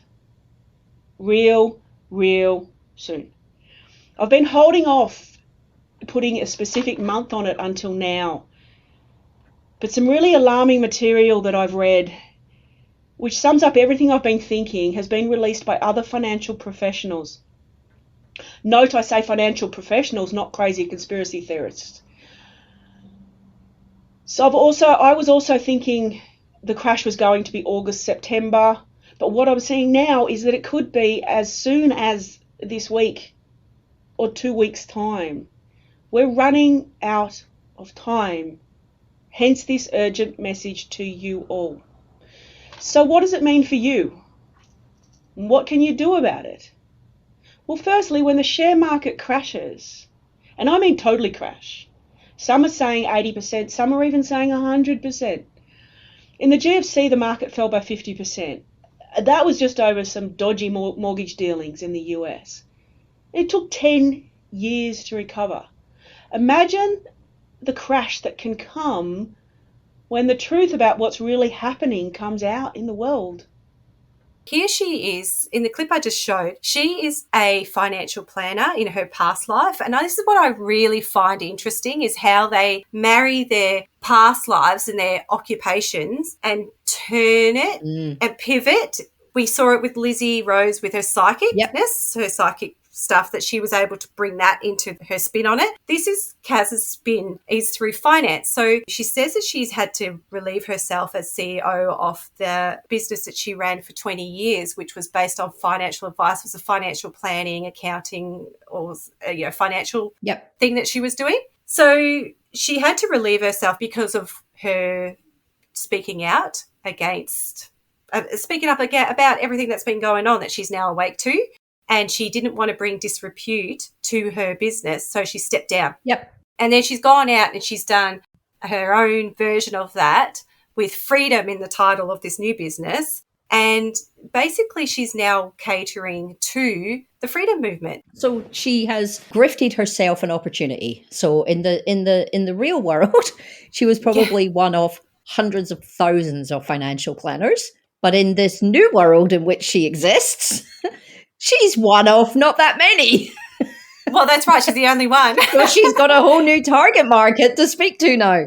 That's right. And she's kind of spun it. Now, I'm not going to sit here and infer that she's doing anything illegal. No. She does appear to be she's been very experienced in this area. I'm sure she's maybe perhaps skirting a line, but she's may not be doing anything illegal. I'm not going to say that she is.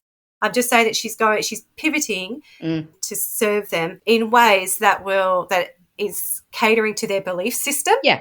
So basically, she's encouraging people, or her advising and her videos, she offers a service where she can help people set up self-managed super funds. And so what that is, it's a super fund like everyone else has. We all have super funds for our retirement, but this one you manage it yourself. So you can go in and you can put it in any investment you like. And it's usually catered to people who are a little bit more savvy in the investment side of things, not really for new people that don't really know what they're doing. But Kaz will help you along the way.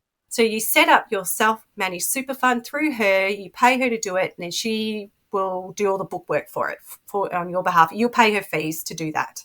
And then she's saying, look, I'm not a financial planner, so I can't advise you, which she's right. She's not allowed to advise. But in this video, she says that she believes there is an imminent crash happening within a week and she cannot get to everybody before then. But she's imploring people to contact their super funds and move all their money out of the market and move it into gold and silver. And we hear these people talking all the time about their gold and silver. It's a doomsday prepping kind of thing, that when the market all crashes, we need to have something physical that's worth something. So that's why they're saying buy gold bars. It's part of that common law thing as well, about gold standard money. Like that's one of their things. Like Spiros is always talking about opening up banks where it's gold that you transact. Not like literal gold. Yeah, literal gold, not paper money. Which, as somebody who has, I have a little bit of experience in retirement planning, you never put your money in one basket. Yeah. You have to have a diverse portfolio because gold goes up and down. The market will go up and down. You diversify your portfolio so that portions of it will take a hit here and there, but overall it'll be okay. And when you are giving people advice. You need to know. There's so much more you need to know. You need to know about their risk tolerance and about their plans and how much time they have to invest. Correct. Sometimes these people in her audience are older people who are very close to retirement. So really they should not be messing around with their super funds at this point. At this point, it should be something that's safe and steady. And exactly, because they're going to be using it if I think not already. It's very interesting just how many people like this, not her specific thing. There are, like Vexatious Litigant has an amazing thread on Derek, and it's kind of the same. Yeah. Derek, I'm not a lawyer, but let me tell you what you should be doing. And I think a lot of them are very close to the edge on this and stuff. I also don't like the fact that they appear to be specifically targeting these type of people by telling them exactly like we believe that the market's going to crash. Yeah. Because they've got it in their head that that's what's supposed to happen. Correct. And she said within a week. Well, I can tell you it's been 5 months the market did not crash. And then she had another option. You could buy properties. That was another advice. But she has a property available. Of course. They've bought, with a group of people, they've bought land, Weather Heights, and it's one of those kind of things that Pete Evans was in. Yep. What was that place called? Nightcap. So anyway, that I just thought was interesting. I just wanted to bring that in to show that happens in this movement. Yeah, it's such a worry just how many vulnerable people, and I don't mean vulnerable, I mean vulnerable through their actions and have made decisions based on what they've genuinely felt was great advice from people who are put up on pedestals only to discover they've lost everything. Yeah, that's right. And another thing that kind of concerns me about this group too is that all of her employees are freedom people. They're anti-vax people. They're Mary Jane Liddicott is one of them, and she's big anti-vaxxer in this movement. Don't get me started on my Mary Jane Liddicott conspiracy theories. Yeah. So I don't know. Look, they're probably not doing anything illegal as per se, but I just question maybe what the advice is going out if they're going to run it off their beliefs. That Correct. Really, I think real. we can But question anyway. their personal ethic and moral compass on that. And I do. Yeah. So there you go. Okay, my one is like nowhere near as deep as yours. I have sent it to you in our Facebook message. Oh, okay. Yep. All right. I'll go find that. Actually, that's not just Katy Perry. That's Zoe Deschanel.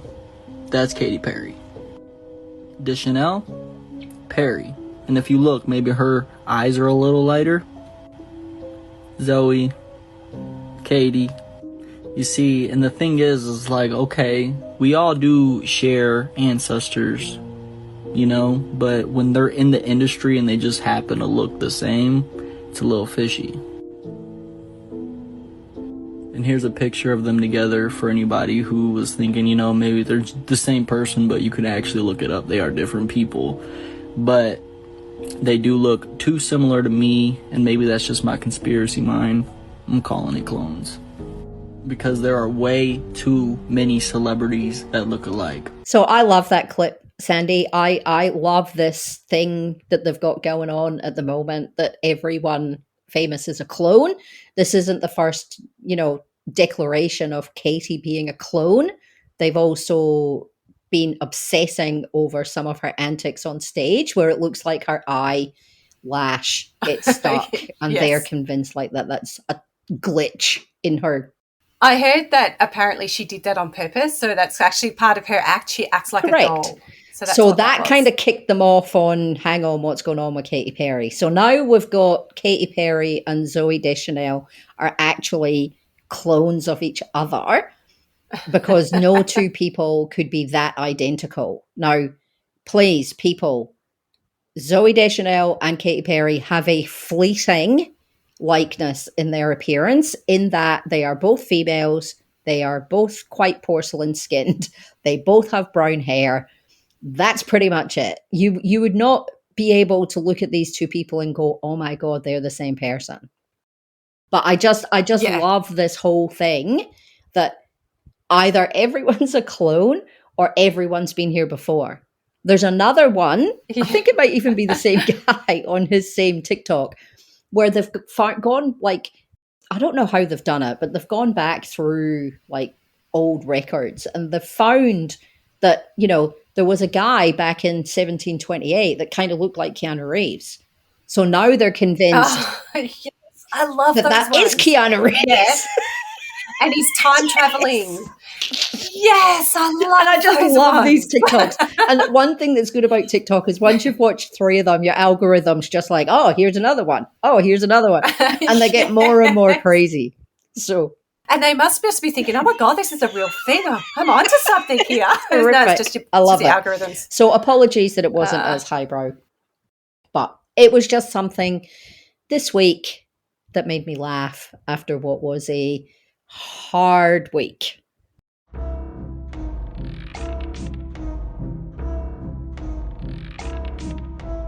Thanks again for listening to Tinfoil Tales. Sorry they are coming in a few and far between at the moment, as we are doing deeper dives for you which take time to gather information while also continuing to keep an eye on things. It's turning into a bit of a full-time job alongside our already full-time jobs and families, but we haven't slowed down at all and we will continue to try to be quicker at putting episodes together. So we thank you for hanging in with us.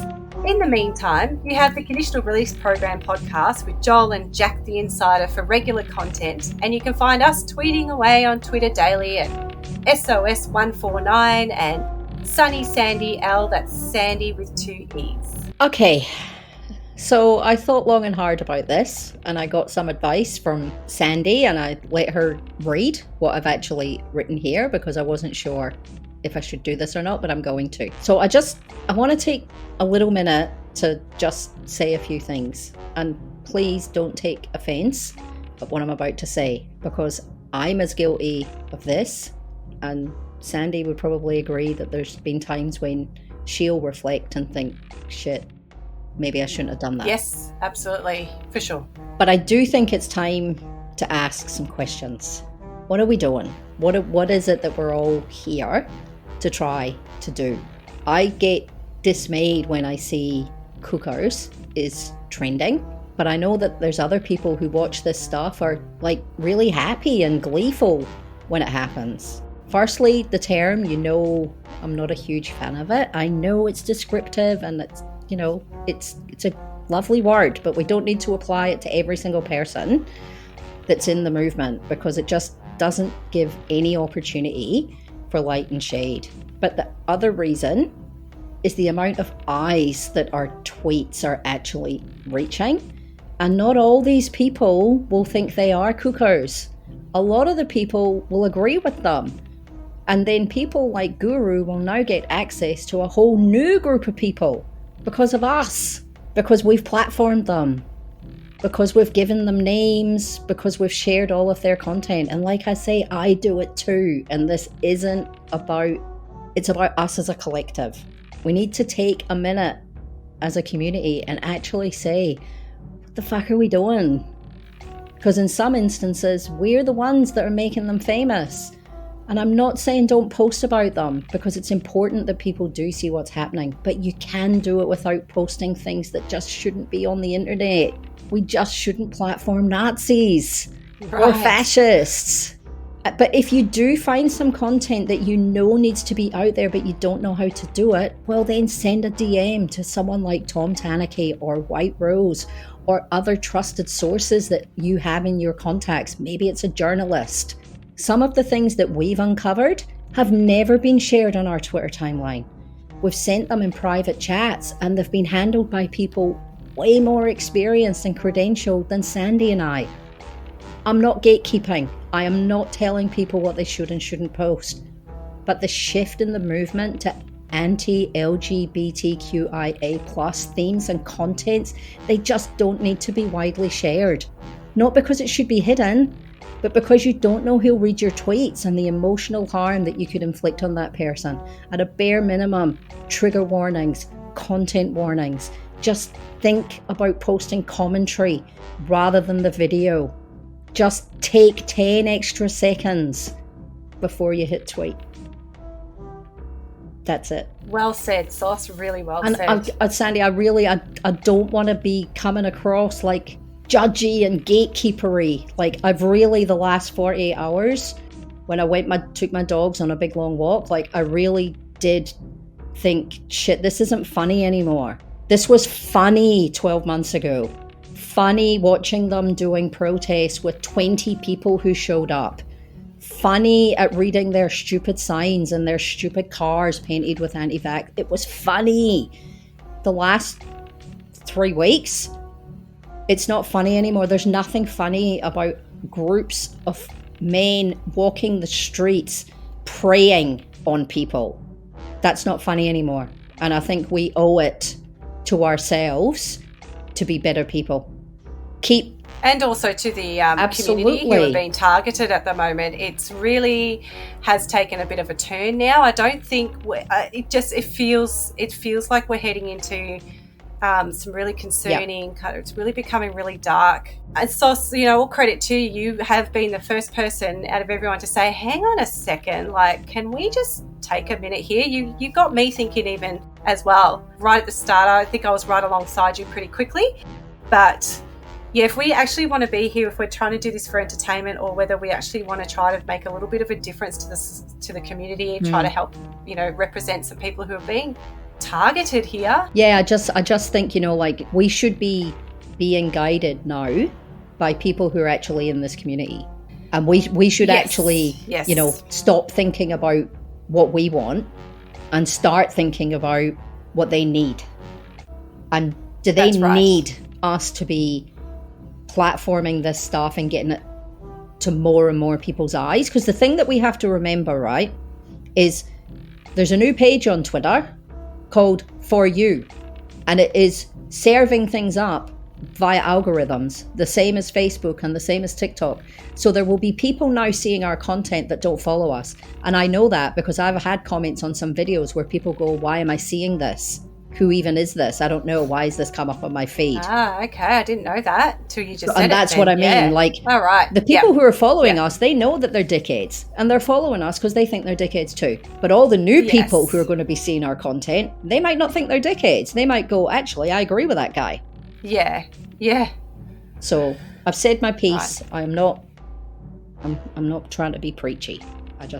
So anyway, we just want to pull back a little bit and just be like, okay, let's just kind of pay attention a little bit about what's going on over on Twitter. It's just take 10 extra seconds to go, why am I doing this? Am I doing this because I want lots of comments and lots of likes? Or am I doing this because it's an important piece of information that adds something to the discourse that's out there, whether it be societal, political, whatever it might be?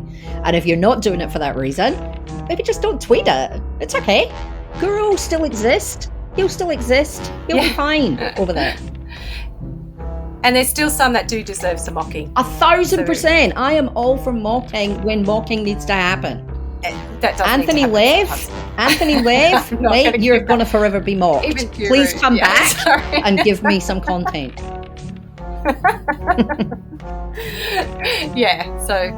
Let's just try to be a little bit careful out there, guys. It's getting a little bit, it's turning, and we're noticing it. So we've been looking at this for 3 years. If we're sitting here telling you, things are going a little bit skewy and a little bit scary, can we please just take that on board, please? Please. But anyway, thank you for listening. Don't just leave yet, though.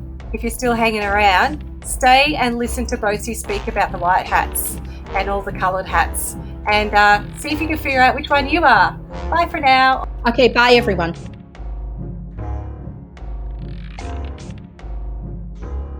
We're all awake, correct? Some have been awake for decades, and some woke up this morning and went, holy crap, something's going on. We have to figure out how we talk to these people. So let me break it down. Let's imagine we've got a group down here, very bad people. I don't know, let's call them black hats. And let's imagine way up here we've got another group of people that are very powerful and they're very, very good. Now, what can I call them? Let's call them white hats, okay, just for the hell of it. Now, in between the black and the white, there's a great mass. Now, who here has had difficulty trying to explain to their 16-year-old grandson who's got his face in Xbox 15 hours a day that something's going on? Anyone had that experience? There you go. And who's had that same experience with any member of their family that after about 5 minutes thinks that you're wearing tinfoil on your head? Okay. Who here has been in sales? There you go. Now, tough job. If you don't sell, you don't eat. And so what a good salesperson does is they very quickly, the first skill a salesperson gets is to, no, it's not bullshit, it's to find a buyer. Does that make sense? Because you don't waste 20, 30 minutes talking to somebody if they're not going to buy. Now, once you've found a buyer, the next step is you've got to find out what moves them, what motivates them. What are their strengths, weaknesses, needs, wants, and sensitivities?